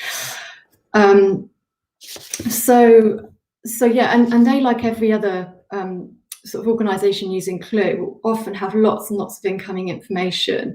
So for them, it's reports of hate crime, but pretty much any organisation using investigation software will have lots of different data sets coming in. So they'll use Clue to sort of triage and assess that information. If necessary, if that kind of hits a threshold for investigation, they will use Clue to gather the evidence, to build and present a case and record the outcome. So I just wanted to spend a few minutes just sharing some of the insights into our users who, as you can see from this is predominantly investigators that use Clue. A growing community of intelligence officers or intelligence professionals, both inside and outside of policing. We have a fair few disclosure officers, and then we have sort of analysts and researchers using Clue. So as I said earlier, we really encourage the people that use our technology to share their ideas. You know, what are their challenges? How can we help make the technology easier for them to use and easier to manage investigations? So we record all of that information on our user forum, User Voice. So this is a word cloud generated from User Voice. So you can see the words up here, big, are the words that are used most commonly amongst our users. So search, alerts, automation are really common. So across all of our users investigating all sorts of things, the biggest challenge is dealing with increasing amounts of data. So they need the software to do more for them. They need it to be easy to use, but they need it to kind of be more automated. They need the tools to help them search the data. They need the tools to help them find connections in the data. Another thing that all of our customers have in common, and something that Lewis asked me to say a few words on today, is one of the most common requests is we want, please make it easy for us to get data in or get data out, or search across other data sets. And the reason for that is, as you can see from here, there's all sorts of data sets that are of interest to an investigation. And there are some really great specialist tools out there for each thing you can see on the screen. So there's some really great tools for managing device downloads and analysing that data. An increasing amount of tools that are now used for gathering open source intelligence, social media profiles. And for investigators to be able to leverage these technologies and use them really alongside the case management system, these technologies need to be interoperable. In reality, a lot of the core systems that are used in policing are not that interoperable, and data can often sit in silo. So we invest a lot in APIs. We want to make our system as interoperable as possible, but we also recognise the need for everyone else to do that. We really have a vision of an ecosystem for investigators so that they can use these specialist tools, and particularly if we get some really nice solutions for tackling hate crime through the next 3 weeks. Wouldn't it be great for that to, that to be able to be used alongside other tools that the police and investigators are using? So that was one of the reasons why we launched with Tech UK, representing the supplier community to policing, introduced an interoperability for policing initiative. So yeah, we think it's a really important thing to consider, making systems interoperable, and not just because it's important for investigators to be able to access all of these tools, but as we heard from some of the speakers earlier this morning, actually probably a lot of different organisations, probably the police, partner agencies, charities, sports organisations hold a lot of this data. So enabling these organisations to be able to share data is obviously of benefit to everyone. So on that note, we're also sponsoring a prize, and the prize that we would like to give is for best data mashup. So we'd just like to see people using different combinations of data sets, and to sort of learn about hate crime, I guess, to help in the identification, prevention, and investigation of hate crime. Oh, and sorry, final thing, we will also, so various members of the Clue team will be on the Discord forum as well. For last year's Hack the Police, we provided a sandbox environment of Clue, which had some kind of mock investigations in there. So kind of witness statements, like some fake investigation data. If that's useful to anyone, we're very happy to provide that for this hackathon. Equally, if people just want to ask questions about some of the challenges of investigators, or just want any insights into the sort of needs of people that investigate hate crime, then we may be able to help as well. So yeah, please reach out to us. Thanks very much. Thank you, Claire. And I think actually Claire's point about open APIs is really important, because in order to be able to do the best possible job for the victims that police encounter, it's really important that the tools that they have can work together. So I think Clue's prize, based around data sets and mashups and combining and linking data, is really interesting because it illustrates the value of interoperability. So I'd now like to introduce Ed Superior. He's the Dean of the London College of Political Technology. Hi, can you hear me? Are we good? Can I get confirmation? Yeah, you can hear me? Yeah, okay, great. All good. Hi, so I'm here from the London College of Political Technology. We are a research institute based in London that looks at emerging communities of practice in public sector and civil society, including Police Rewired, which was incubated here. And Lewis is a fellow of LCPT. And what we look at is how the set of people with technical skills in the world interact and affect society, and you know, what kind of things they make. Or alternatively, the civic and public sector institutions that exist, and what tools they use and what kind of impact that has, both you know, in the past and now and in the future.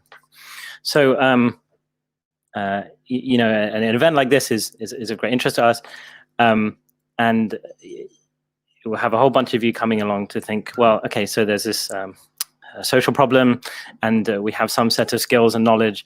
How can we sort of do something to make this problem better in some way? And there are many different kinds of people that show up and have many different kinds of problems that they tend to think about. And what we're interested in, my institution, is sort of how these things work out. So my first sort of piece of advice when you're sort of approaching this kind of thing is, you know, the valuable thing that you bring to this is you have a bunch of set of skills and knowledge that are sort of rare and expensive within this community as a whole. And if you think of sort of, you know, people who were worrying about hate crimes, and it's easy to sort of forget that when you're in a in a hackathon environment and everyone around you is sort of adept with technology, but you know, relatively speaking, the things that you know are rare. The second thing is you'll sort of be showing up with you know, as the problem is presented, the organizations who have presented their problems and how they think about them will be largely be asking for sort of faster horses type of solutions, and it will be hard for them to necessarily know about like what's possible because things are changing very quickly, and so you know, there may be things that you know about that may not be, you know, sort of somehow anywhere in their imagination of what's possible, that may be, you know, if come to exist in the past year that just they can't sort of access. Thirdly, you'll probably have some sort of model of the problem which looks a bit like this. So you'll be sitting down, you know, in what is it, half an hour's time, thinking, all right, so this is happening, and somehow I'm going to try and sort of, you know, insert myself in this to try and stop this from happening. And I find this is not a very fruitful way to approach this kind of problem.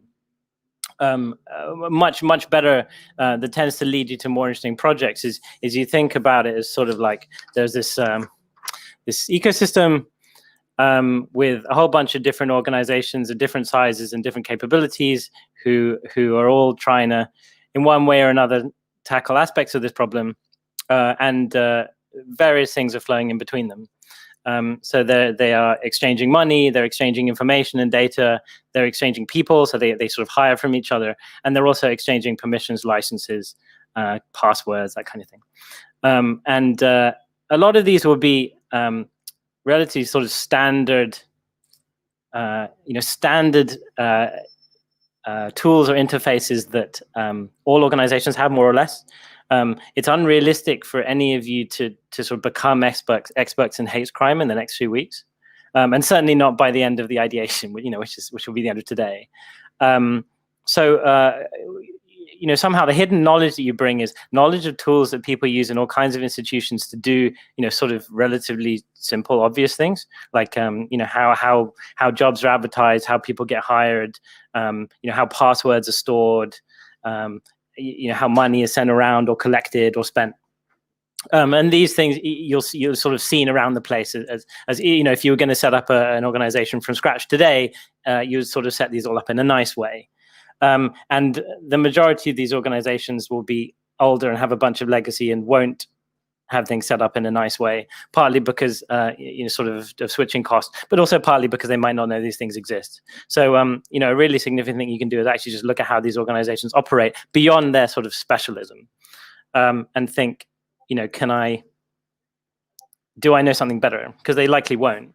And you may even find this like within these organizations. So if you find, you know, one charity is fantastic because it's doing things in a particular way, all the other charities that exist largely probably aren't. So spreading that kind of knowledge around is great. And you know, I guess finally, so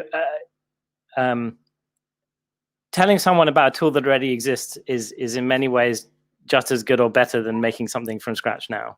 You know, programmers are lazy people, and somehow applying the same thing to a hackathon is great. So, you know, if you can at all tell someone about something that they should know about that already exists, you know, that saves everyone a lot of time and saves you having to support this project. So a really nice, you know, outcome from this might be something like a blog post that reviews a set of tools in a particular area that you recognize that these organizations are struggling to do, something like that.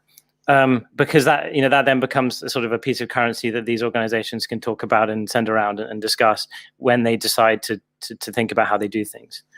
Okay, that's it. Thank you.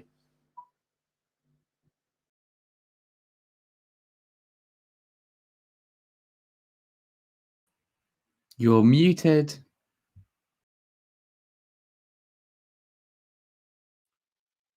Thank you, Ed. I think that's a really important perspective. I'm going to ask Ed to share his slides afterwards. They make a really good point about the way to think about things, the ways you can help people who are currently trying to solve these problems, because you do have an interesting and unique perspective. So we're going to take another break. I'd like to invite the Group C presenters to join our virtual studio. When we come back in about 10 minutes, so on the hour, we'll be talking about the various different data sets and resources that are available to you and how we're going to do some ideation, come up with ideas together. Thank you.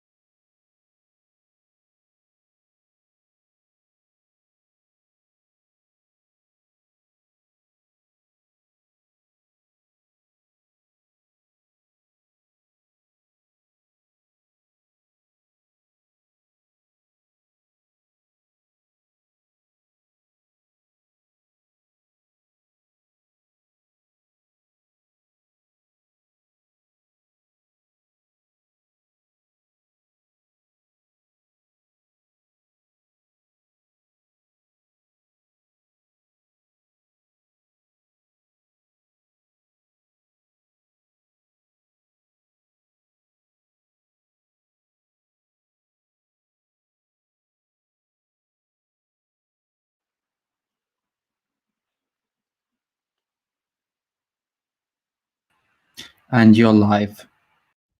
Thank you. Hi, folks. Welcome back. We're now in part 3, the last part of our opening talks today. So we're going to be talking about the data and the data sets you'll be able to use today. And first, a little bit of a word of warning. We're talking about hate crime and we're talking about hate speech. So I'd like you to consider a traffic light system while you're working with the data. And that is that some of the data you'll be looking at will come from live sources. It's going to come from Twitter and Facebook and places like that, as well as some of the better, more curated, less raw data sources.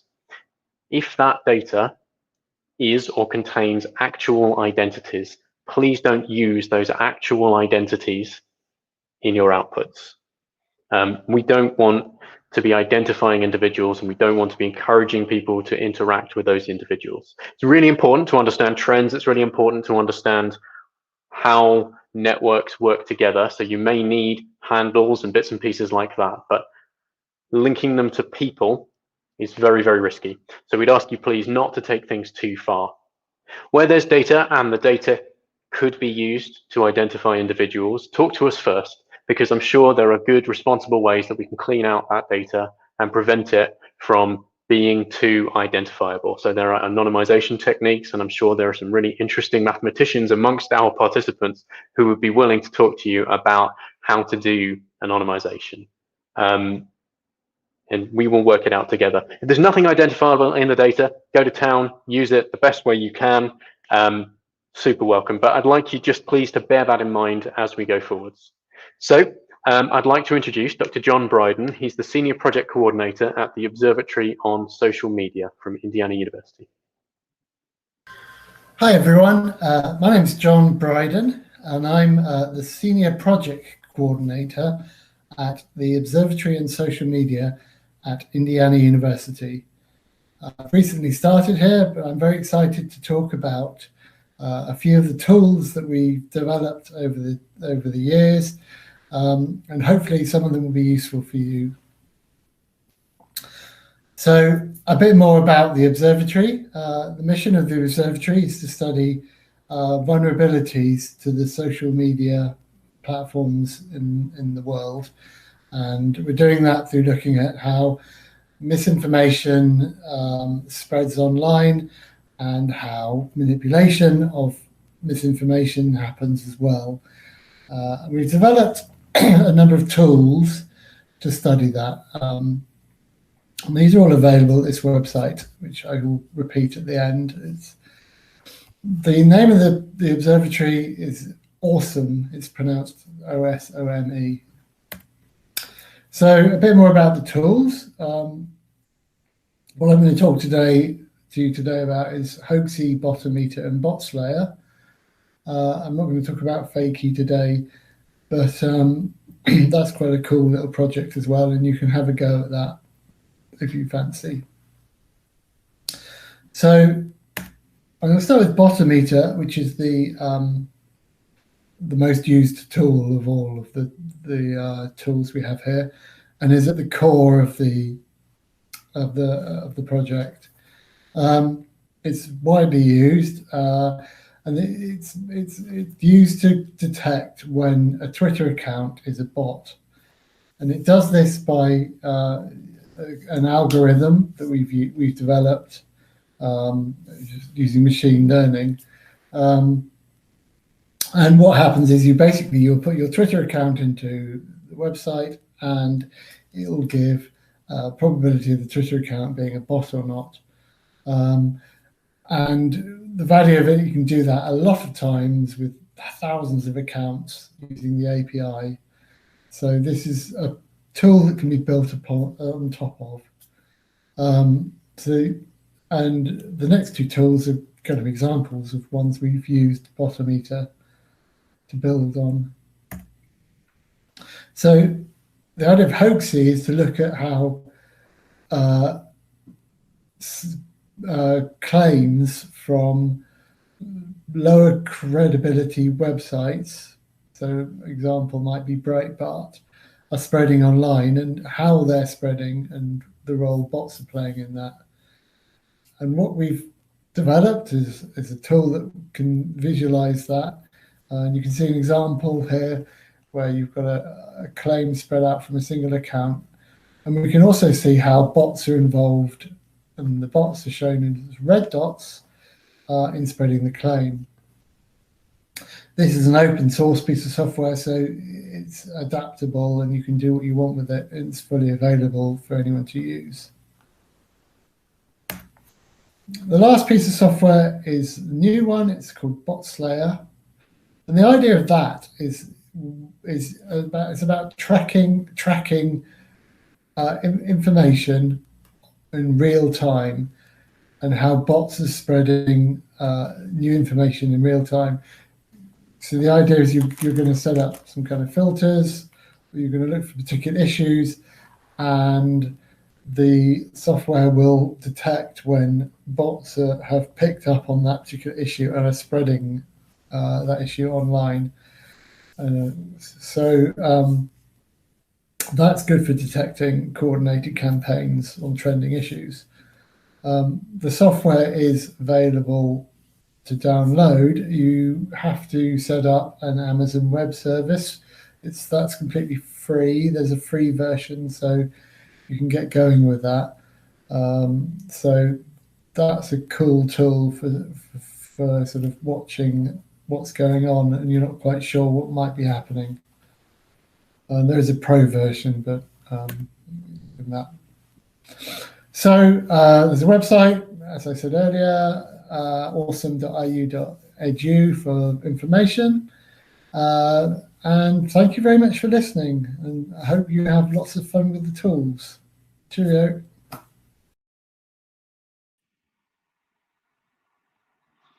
Thank you, John. And some really interesting, powerful tools that you may be able to adapt and use in your projects.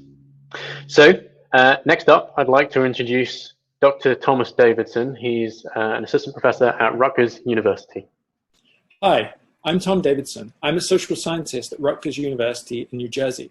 I study online hate speech and the systems being developed to detect it, as well as online hate groups like Britain First and the English Defence League. I'm excited to be here today to help to introduce the Hack Hates 2020 event. I began the study of online hate speech because my collaborators and I were interested in identifying hate communities on Twitter. To find communities of hate speakers, we first needed a way to detect whether people were using hate speech, and this turned out to be a far more difficult problem than we anticipated. While computer scientists have made some progress in this area, much of the work relied upon simple binary definitions. An utterance is either hate speech or it's not hate speech. Often this hinged upon whether a particular word, for example, a homophobic or racial slur, was contained within the text. We used a crowdsourced lexicon of hateful terms to collect tens of thousands of tweets that potentially contained hate speech. We found that this keyword-based approach led to a high rate of false positives. In many cases, we saw that tweets were using curse words or slurs, but in more innocuous ways. For example, some tweets contained both racist and sexist terms, but later turned out to be rap lyrics. Regardless of one's views about rap music, it's clear that such content is qualitatively different from hate speech, such as that used by white supremacists and neo-Nazis. To examine the issue in more detail, we employed crowd workers to look at a sample of over 25,000 tweets that we collected using this lexicon. We asked them to distinguish between those tweets that contained hate speech and those that contained offensive words but did not meet this standard, as well as tweets that were neither hateful nor offensive. What we found is that only 5% of the tweets flagged by the lexicon were considered hate speech by the majority of annotators, demonstrating how dictionaries often have very poor precision. By using this information from the human annotators, we were able to train a machine learning model to distinguish between hateful and offensive language, as well as tweets which don't contain either. And this achieved a relatively high level of accuracy. Other researchers have since used more complex models to improve upon the predictive performance of our initial approach. And machine learning models tend to work well in this case because they can pick up upon the features of the text, the syntactic and semantic structures, to make better predictions than simple keyword-based approaches. Although big data and machine learning have allowed us to make advances in hate speech detection, these approaches still have their problems. I want to highlight 3 important issues that you should consider as you work on this hackathon. First, there is a lack of consensus about how we should define hate speech. Some countries, such as Germany, have strict legal definitions and enforcement, whereas other places, like the United States, have rules like the First Amendment, which protects most speech. Academic researchers have also developed their own definitions, as have social media platforms, which are continually revising and adapting their code of conducts. Second, it is important to consider the context under which data are collected. For the dataset I helped to create, the tweets were from users located within the United States, and it's therefore unlikely to generalize well to the UK, where language is used differently, and the targets of hate speech may be different. For example, a classifier trained on these data would likely miss instances of hate speech directed against Muslims and refugees, 2 of the main targets of far-right activists in the UK. Language usage also varies across social media platforms. A system trained on data from Twitter may not generalize well to Reddit or Facebook. Third and finally, it is also crucial to understand the biases of these different data sets and how they may be reproduced by machine learning models. In another research project, I found that classifiers trained on several different data sets, including the one I helped to create, tended to predict that tweets written by African Americans were more hateful or more abusive than tweets written by whites. This issue is particularly important because, if unaddressed, it means that our systems to detect hate speech and abuse may be biased against the same groups these systems are designed to protect. To sum up, it is crucial to consider how the definition and scope of the problem, the context studied, and the process of data collection and annotation will impact the solutions you design and develop. I wish you all the best of luck with this exciting project, and I look forward to seeing the finished products in November. Thank you. Thank you. So I think that's a really important insight into the way some of the data sets work and the way some of the classification tools work, and something to bear in mind as you're working, crunching your way through some of the data. So there are, again, some really powerful data sets, particularly in hatespeechdata.com. And I'd like to invite Dr. Bertie Vidgen from the Alan Turing Institute now to talk to you about current research into hate speech and data sets. Hello. Yeah, well, thank you very much for having me. I've just started sharing the presentation, so let me know if this hasn't worked.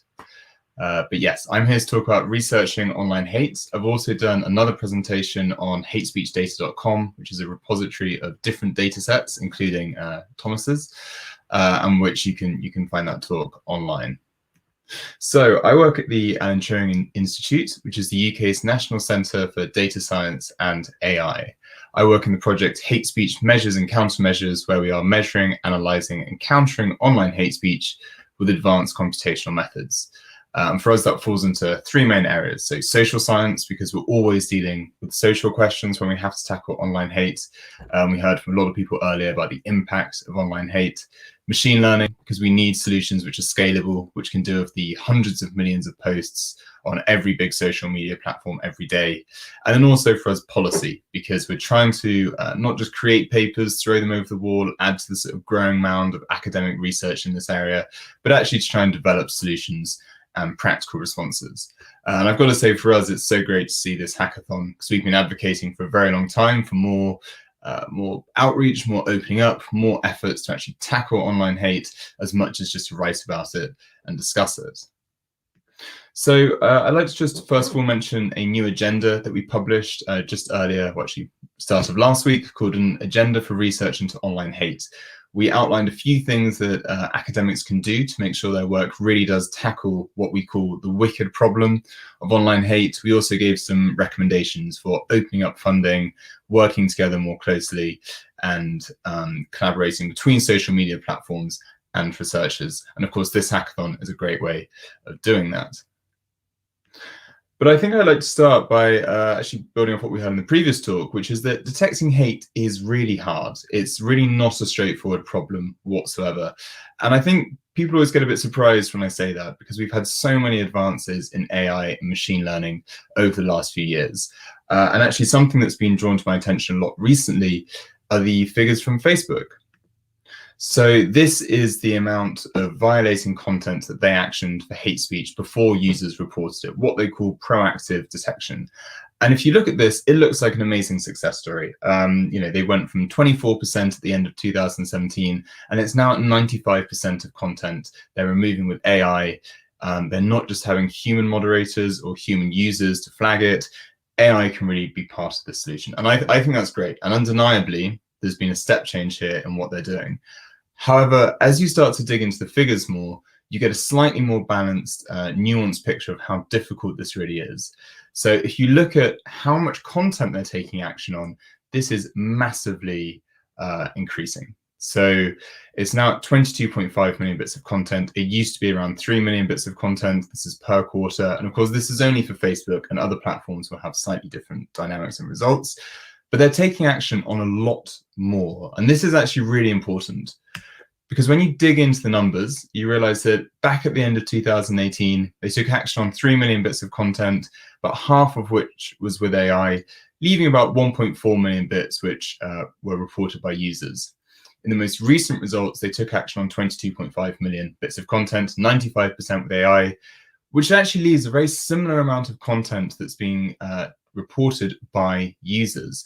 So it seems like there's still this kind of hardcore of content which the platforms are struggling with, which I think just goes to show that even with those huge research budgets and the huge public pressure that they're under to tackle this, there just isn't an easy solution. I think Mark Zuckerberg back at the end of 2018 said it would take them 5 to 10 years for AI to really be able to tackle this problem. And of course, he is one of the world's biggest optimists when it comes to tech.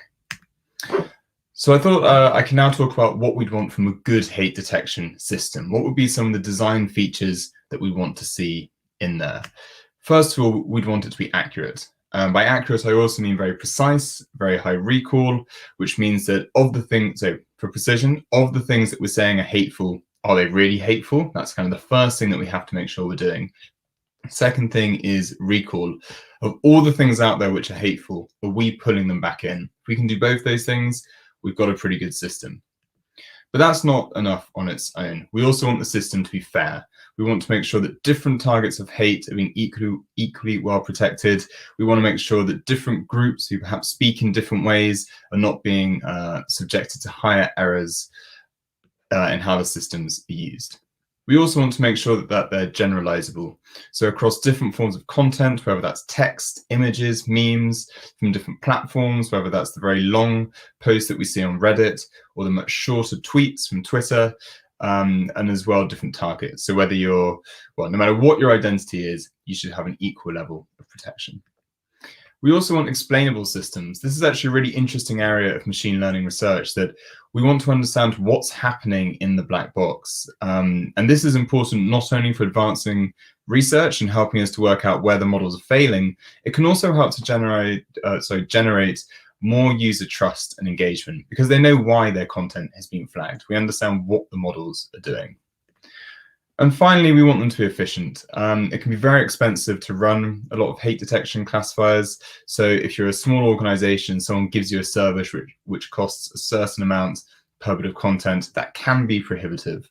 We also want to worry about the environmental costs. There's been a lot of research now showing that some of the systems we're making are just doing terrible, terrible things in terms of energy consumption, and of course having huge environmental impact as a result. So why are hate detection systems currently not that good? Why are even the big companies struggling with this issue? The first reason is data. We tend to train models on data which is very small. We take way too much from Twitter. There's a lot of biases in how we're collecting the data. Now, we actually did a study last year, and we found that probably less than 1% of content online is hateful. Now, that doesn't mean it doesn't have a huge impact. We know that it does have a big impact on people. A lot of people report being exposed to hate and it really influencing their behavior. But actually, if you want to go out and find hateful content to train your system on, that's quite tricky. You therefore have to start sampling in very careful ways, and that can introduce a lot of biases. So data is really important here. Secondly is annotation. There's a real lack of clear definitions and guidelines, a lot of disagreement between the people who are marking up the data sets.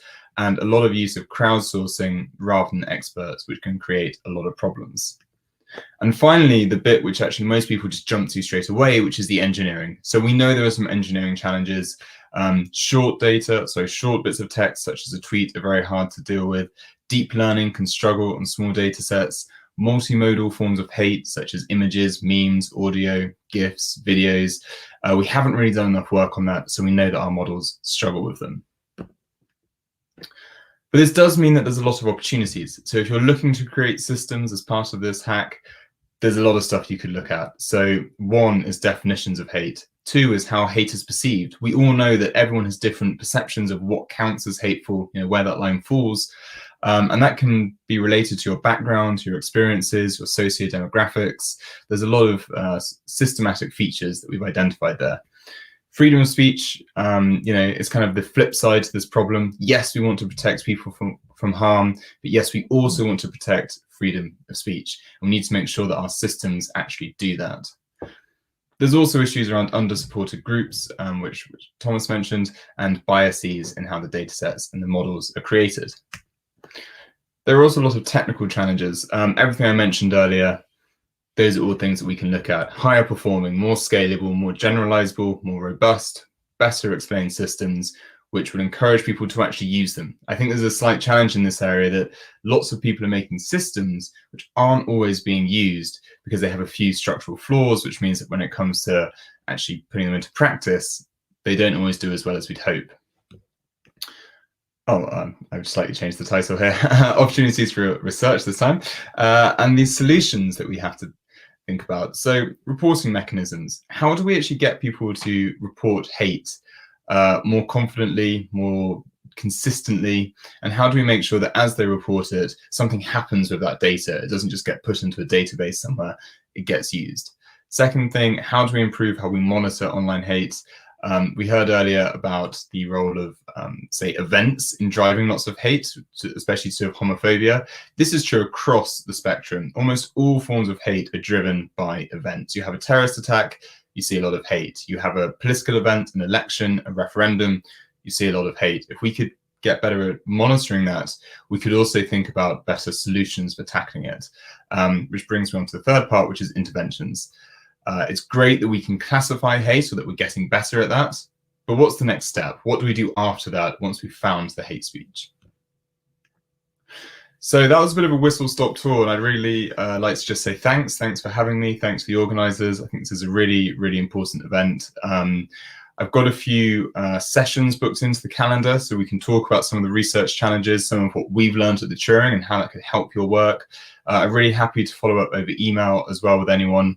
I'd like to point to 2 new resources which could be helpful. So Hate Speech Data, which is a collection of different data sets for training systems, and Dynabench, which is a new adversarial machine learning platform which has an online hate challenge, and you might find some really interesting content and ideas up there.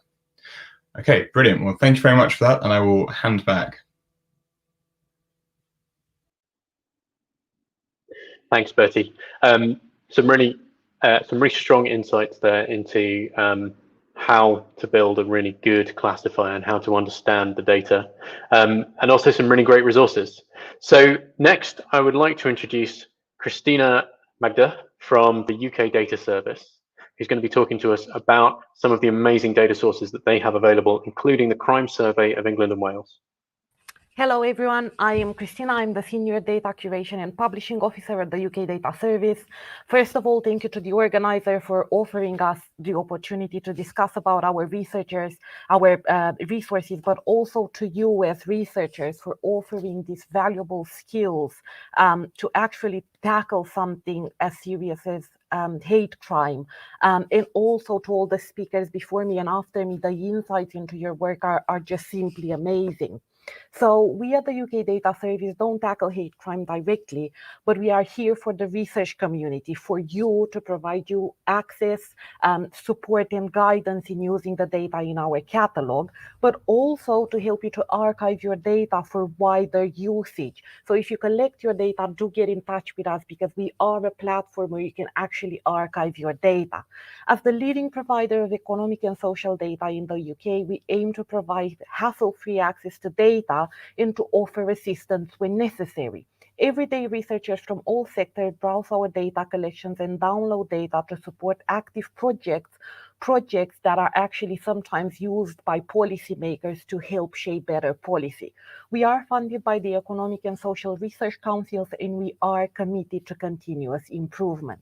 The UK Data Archive is the lead partner of the UK Data Service, and it is a centre of excellence in acquiring, curating, and providing access to the largest collection of social science and population data for over 50 years. I am based at the UK Data Archive at University of Essex. Who is it for? UK Data Service is for everyone from teachers to students to government analysts, personal users, charities and foundations, independent research centers and think tanks. A couple of stats about us. We have around 8,000 data sets in our collections. We are very, very proud of that. We get around 250 new data sets and new editions added each year to our catalog, and we have over 40,000 registered users, which account for more than 4,000 queries per year. Data in our catalog comes from various sources such as the National Statistical Authorities, UK government departments, research institutes, and individual researchers. We can see a couple of examples on the slide, such as the Home Office, World Bank, and so on. We hold several key survey microdata in our catalog, such as the Labour Force Survey, Annual Population Survey, all the health surveys, and of course the Crime Survey for England and Wales.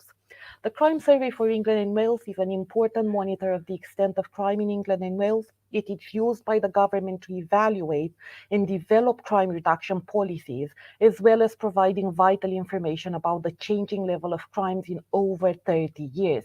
It is a face-to-face victimization survey asking households about their experiences of a ranges of crime in the 12 months prior to the interview.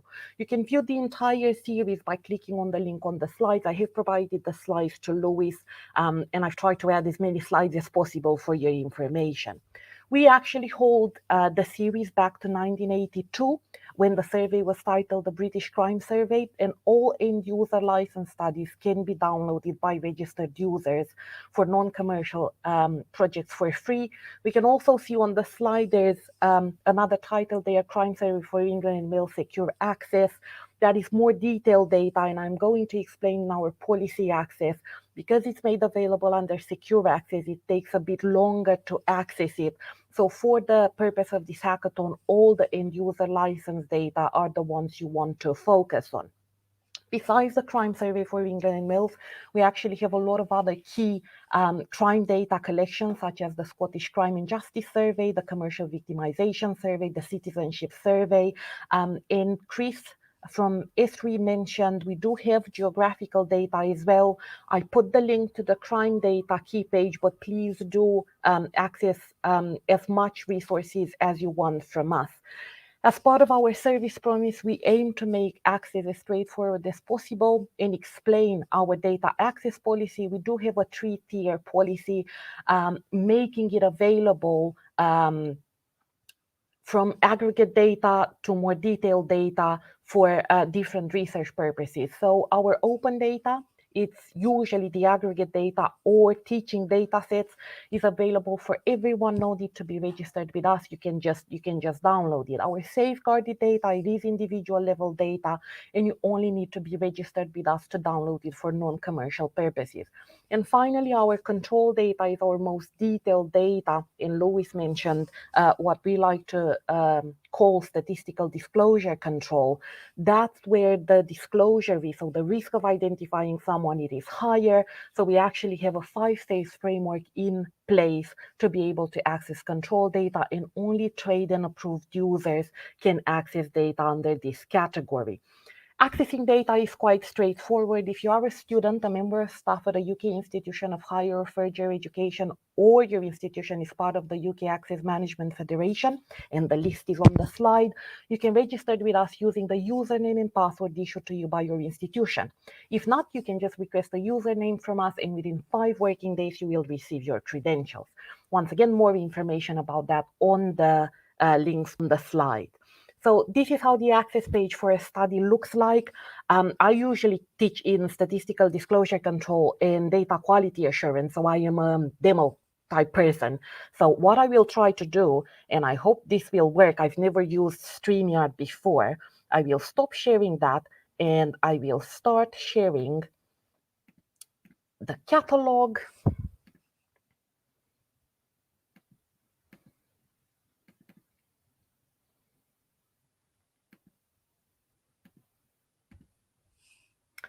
So if we go on our catalog here and we search, for example, for crime survey for England and Wales, this is the acronym. You can search by acronyms if you want.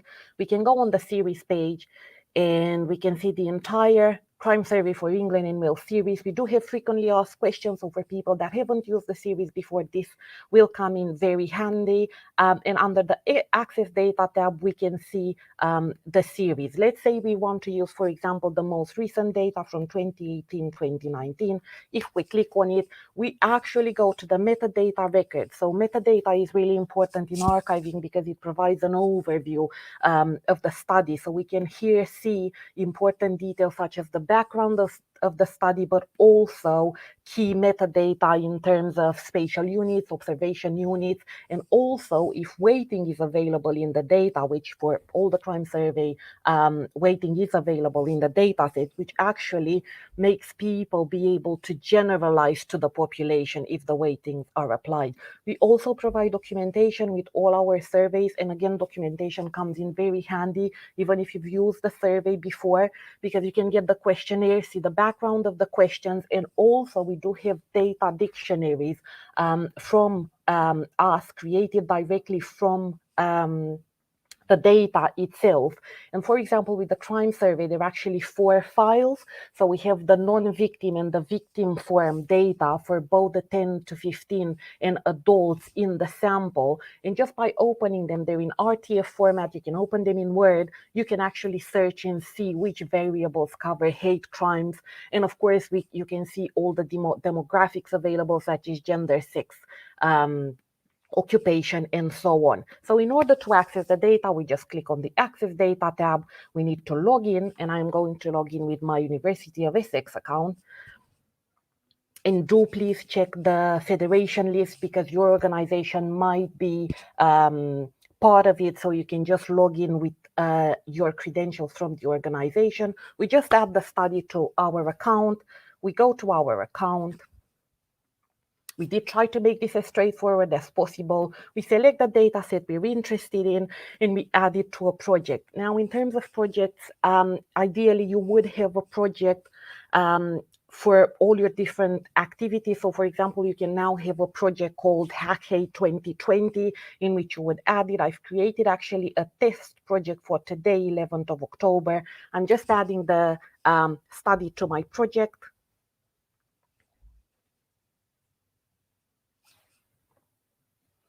And in the action section, we can now download our study here, either in SPSS data or tab format. And it's not only the data, it actually comes with the documentation we've just seen in the catalog as well.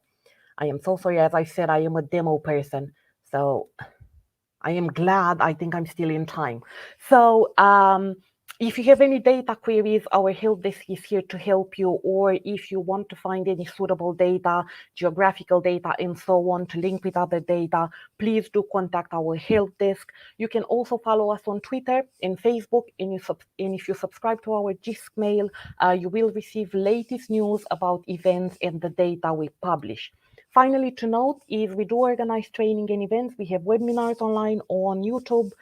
We have workshops as well. We're doing now, of course, virtual workshops, not face-to-face workshops. And we also organize conferences, such as the Crime Survey User Conference. So if you use the data, please do join our user conference. Thank you once again, everyone. Hope you have found the resources useful and you are going to use them. Any questions, please do either contact me or the help desk, and we're here to help you. Thank you so much. Thank you so much, Christina. And I think it's really important to understand how valuable the Crime Survey of England and Wales is. We're talking about a data set that's not built from reported crime, but instead researchers reaching out to people to discover exactly what people's experiences of crimes have been and offering them an anonymous way to talk about it. And I think that gives us a much wider, much richer view of the crime that's taking place, the way it affects people, and in particular, there's so much detail in there. You can dig in and find out about the hate crime and how it's affecting people. So last year, a wonderful organization called Technology ran an event called Hack Hate 2019. And we're very fortunate enough to have Kate from Technology here to tell us about some of the outcomes from that event. Hello, everyone, and thank you so much for having me here. I'm really delighted to join you in this great event, and what you do is very needed and inspiring. Maybe very shortly about us, I will try to screen share our presentation with you.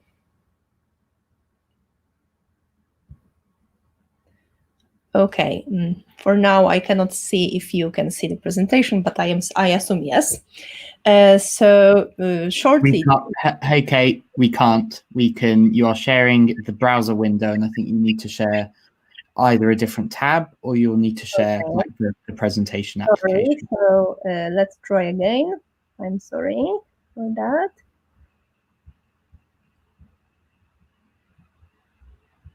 Okay, so for a second you will see. That's the one. Okay. So very shortly, Technology Foundation brings a new approach to important social issues like modern forms of hate speech, like prejudice, discrimination of minorities, and disinformation and its correlation between hate crimes and fake news. Our mission is actually to use technology to make the world a better place. And the team is very diversified, from the computer science area through linguistics, psychology, public affairs, to law. We join our efforts to fight hate in many forms, but mostly online. And we help other NGOs to use technologies in their work. We are partnering with the Center for Research on Prejudice, which is the Faculty of Psychology in Warsaw University. And experts work there together with us on topics related to stereotypes, prejudice, discrimination, and other issues pertaining to intergroup relations.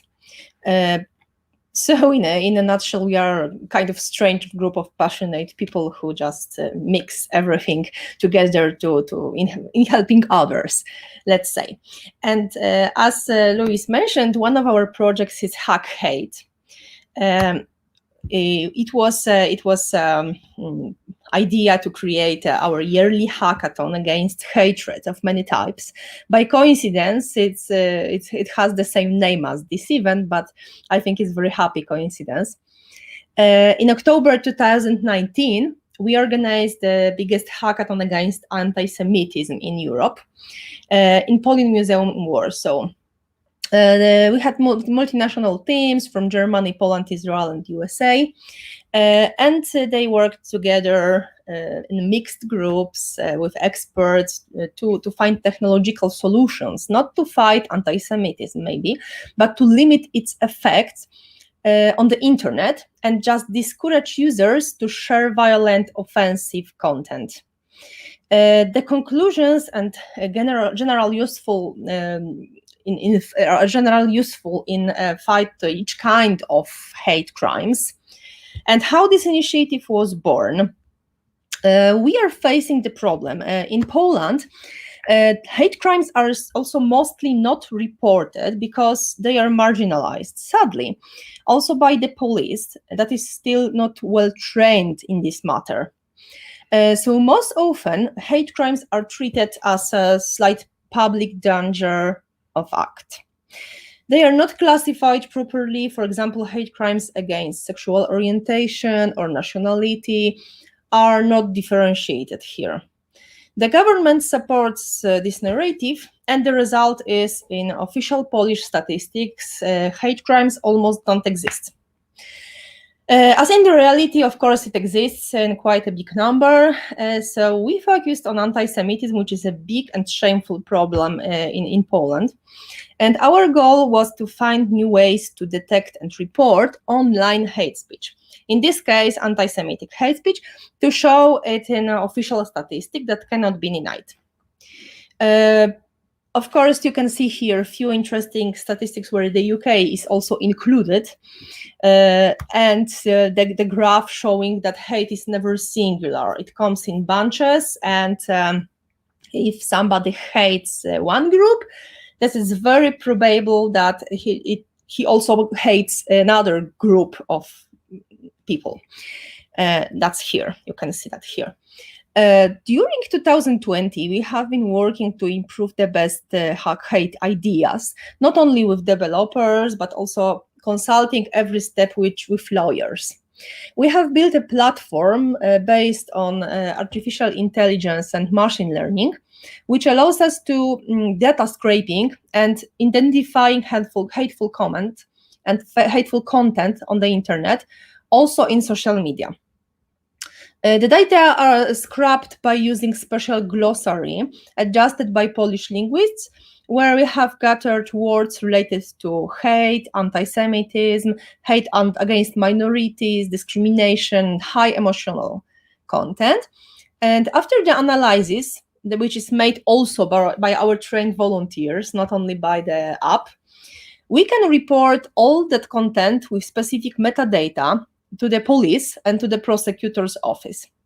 So that's for now works really, really good. And we are working on the English hate dictionary now to do the same. We want not only to stop violent behavior caused by hatred on the internet, but primarily change the statistics about rates of hate crimes in Poland, because this is really a big problem. It opens the door for many organizations and for, of course, European institutions to actually put pressure to the Polish government and force changes in the law that are for now quite impossible, as you probably noticed. For now, we observe a huge rejection of hate speech problem in our country. That's why we focused on creating an efficient system to report hateful content and alter the Polish rates of hate crimes. For the best results, of course, we must operate on several layers. So technology, science, law, and having regard to the culture, of course. And the situation is even more complex. Our first trials shown that a lot of hateful content is made by bots. So the strange language constructs or inadequate words are some symptoms of algorithm. And what's interesting, a lot of them appears on the social profiles on main far-right politicians and influencers. On the other hand, we see real closed communities bubbles on the internet operating with a very specific language or cryptolect to hide hate speech or the intention of committing hate crimes. They can use some false words to talk about hated groups. It's like code known only by the members of a particular group. That was a very helpful hint for our hackers. So just to get acquainted with this cryptolex, it's quite possible, and I think it can be also useful maybe in your efforts. We have to remember we all can become victims of hate, and we should do all we can to stop hate virus from spreading. So technology, science, and cooperation are, according to our experience, the best allies in that fight. So today's event begins a truly fascinating journey. And thank you and good luck in your efforts in upcoming weeks.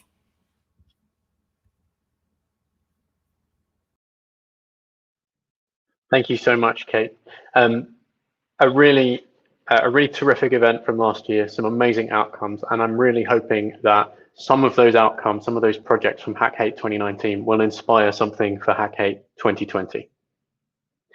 So last but not least, I'd like to introduce Inspector Andreas Ferrotzis from the Metropolitan Police. He's one of the volunteers on our team, and he's also working on the data insights team at the Metropolitan Police. He's going to talk to you about some of the amazing policing data sets that are available. Hello, everyone. Hopefully I'm coming through okay. As Lewis said, my name's Andreas. I helped Lewis coordinate the event, but also as part of my day job, I work for the Strategic Insight Unit in the Met Police, and that means we essentially do quantitative research. We're a sort of multidisciplinary team who do research on policing priorities, and that means I've had a fair few encounters with various open data sources around policing and crime that I'll quickly run through, explore their sort of limitations and what you might want to do with them. So first things first, police recorded crime data. So this is what people normally think about when they think of police, when they thought of crime data. It's the primary thing. Police are actually quite good in this day and age in terms of open data. If you go record a crime to police, it will get published. The data is available in a variety of sources. So data.police UK is a national website which aggregates all of the police force's data. It's got a really cool and nifty front page where you can just sort of say, I want all data from these forces between this day and this day, and it will bundle it all into a CSV file. You can download it. It's pretty fantastic. The government also keeps recorded crime tables at a more sort of nationwide level. So if you want more aggregate statistics, if you want to know, for instance, what hate crime looked like 10 years ago as opposed to now, have a look at it there. That's a quick link, but if you just look at police recorded data tables UK on YouTube, it will come on Google. Sorry, it will come up.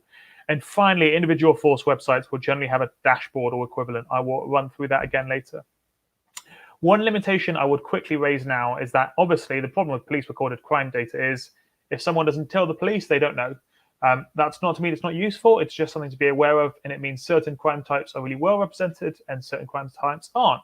So for instance, if somebody is murdered, generally the police will find out because it's hard to hide a body. If someone is abused in the street, particularly relevant for a sort of topic today, quite often people won't report that to police. So if police recorded crime data is really useful for sort of very serious offences. It's less useful for, and it's also really useful for offences that people need to report, for instance, mobile phone theft, car theft, stuff that for insurance purposes people have to report will generally be on it, but will be very highly reflected.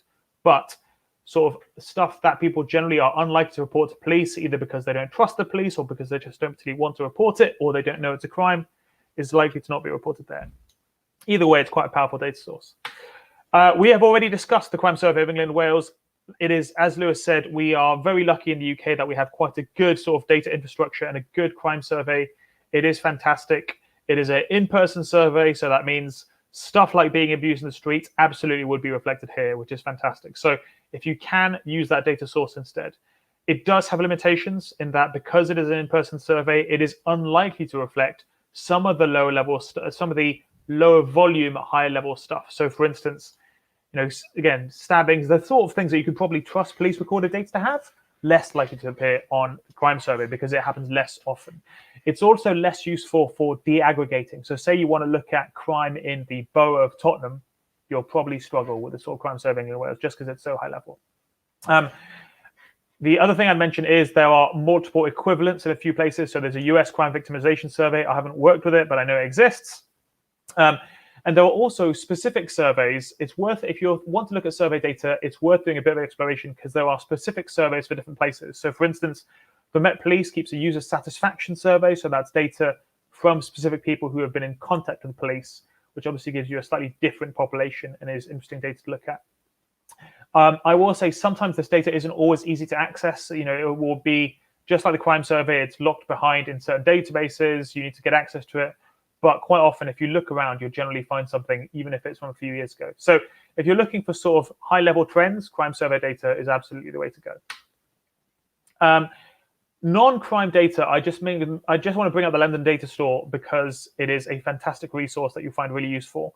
What I end up doing quite a lot is linking crime data to other data sources. And the London Data Store keeps all sorts of data about London. And I mean population data, demographic data, pollution data, traffic data, anything you could possibly want is probably in the London Data Store in some form or another. So yeah, if you're looking for data sources about a specific area in London, go get it. Other equivalents exist, but frankly, the London Data Store is so fantastic and I rely on it so often. you can't really go wrong. And it will often break it down to small geographic areas, going all the way to LSOA, MSOA, borough, whatever you want, it is in there. Go have a look. Yeah, quickly, national level, the HMIC, so that's Her Majesty's Inspectorate of the Constabulary. They inspect police services. They have their own data sources as well. They tend to be more qualitative stuff, so you might not find it hugely useful. But if you want to get an idea of, how quickly the police pick up your 909 call, HMIC probably collects that. Similar with ONS crime justice data, they have a whole dashboard, and that again, it goes back to sort of high-level national crime trends. Worth exploring if you'd like to see more of that. Yes, I mentioned that individual police forces have their data. The other thing is worth mentioning is police forces now generally, most of them in the UK, have a specific website template, and it is in the footer of that website template they will have a stats and data page. So don't bother trying to dig it. Just go all the way to the footer of whatever police force you're looking at. There'll be a stats and data button, and there'll be Tableau dashboard generally where you can click download. If you're not sure how to do that, I'll be in Discord. Give me a shout, and I will help you out with whatever you're looking for. Internationally, it's worth considering because the UK is not the center of the world. There is all sorts of other good stuff. The Police Data Initiative is an attempt to sort of open source police data in the US. Police data in the US is incredibly fragmented and horrible to work with. So if you are looking for stuff, I would start there, but it's very voluntary as to who takes part, unlike the UK. The FBI does keep something called the Uniform Crime Reporting Program, which is a sort of nationally mandated program of people having to report certain crime types. It's worth exploring, but it's really horrible to work with. And there are also some other sources I've put on there. These slides will be available. Let me know if you want them. But yeah, there are other data sources available internationally, but we are incredibly lucky in the UK, in my view, in terms of data quality and data consistency. People report quite often the same way and report the same things. In America, for instance, what New York police and what the police in Texas might report might be totally different with a different set of definitions. And that makes actually comparing things very difficult geographically, let alone over time. So I think that is probably all I really had to say. I'll finish by saying, think about the question you're trying to ask and think about what data sources you think best reflect it. Again, if you want to know crime sources over time and you want to know of crimes that people don't feel comfortable reporting or unlikely to report, police data will not tell you that. It just won't.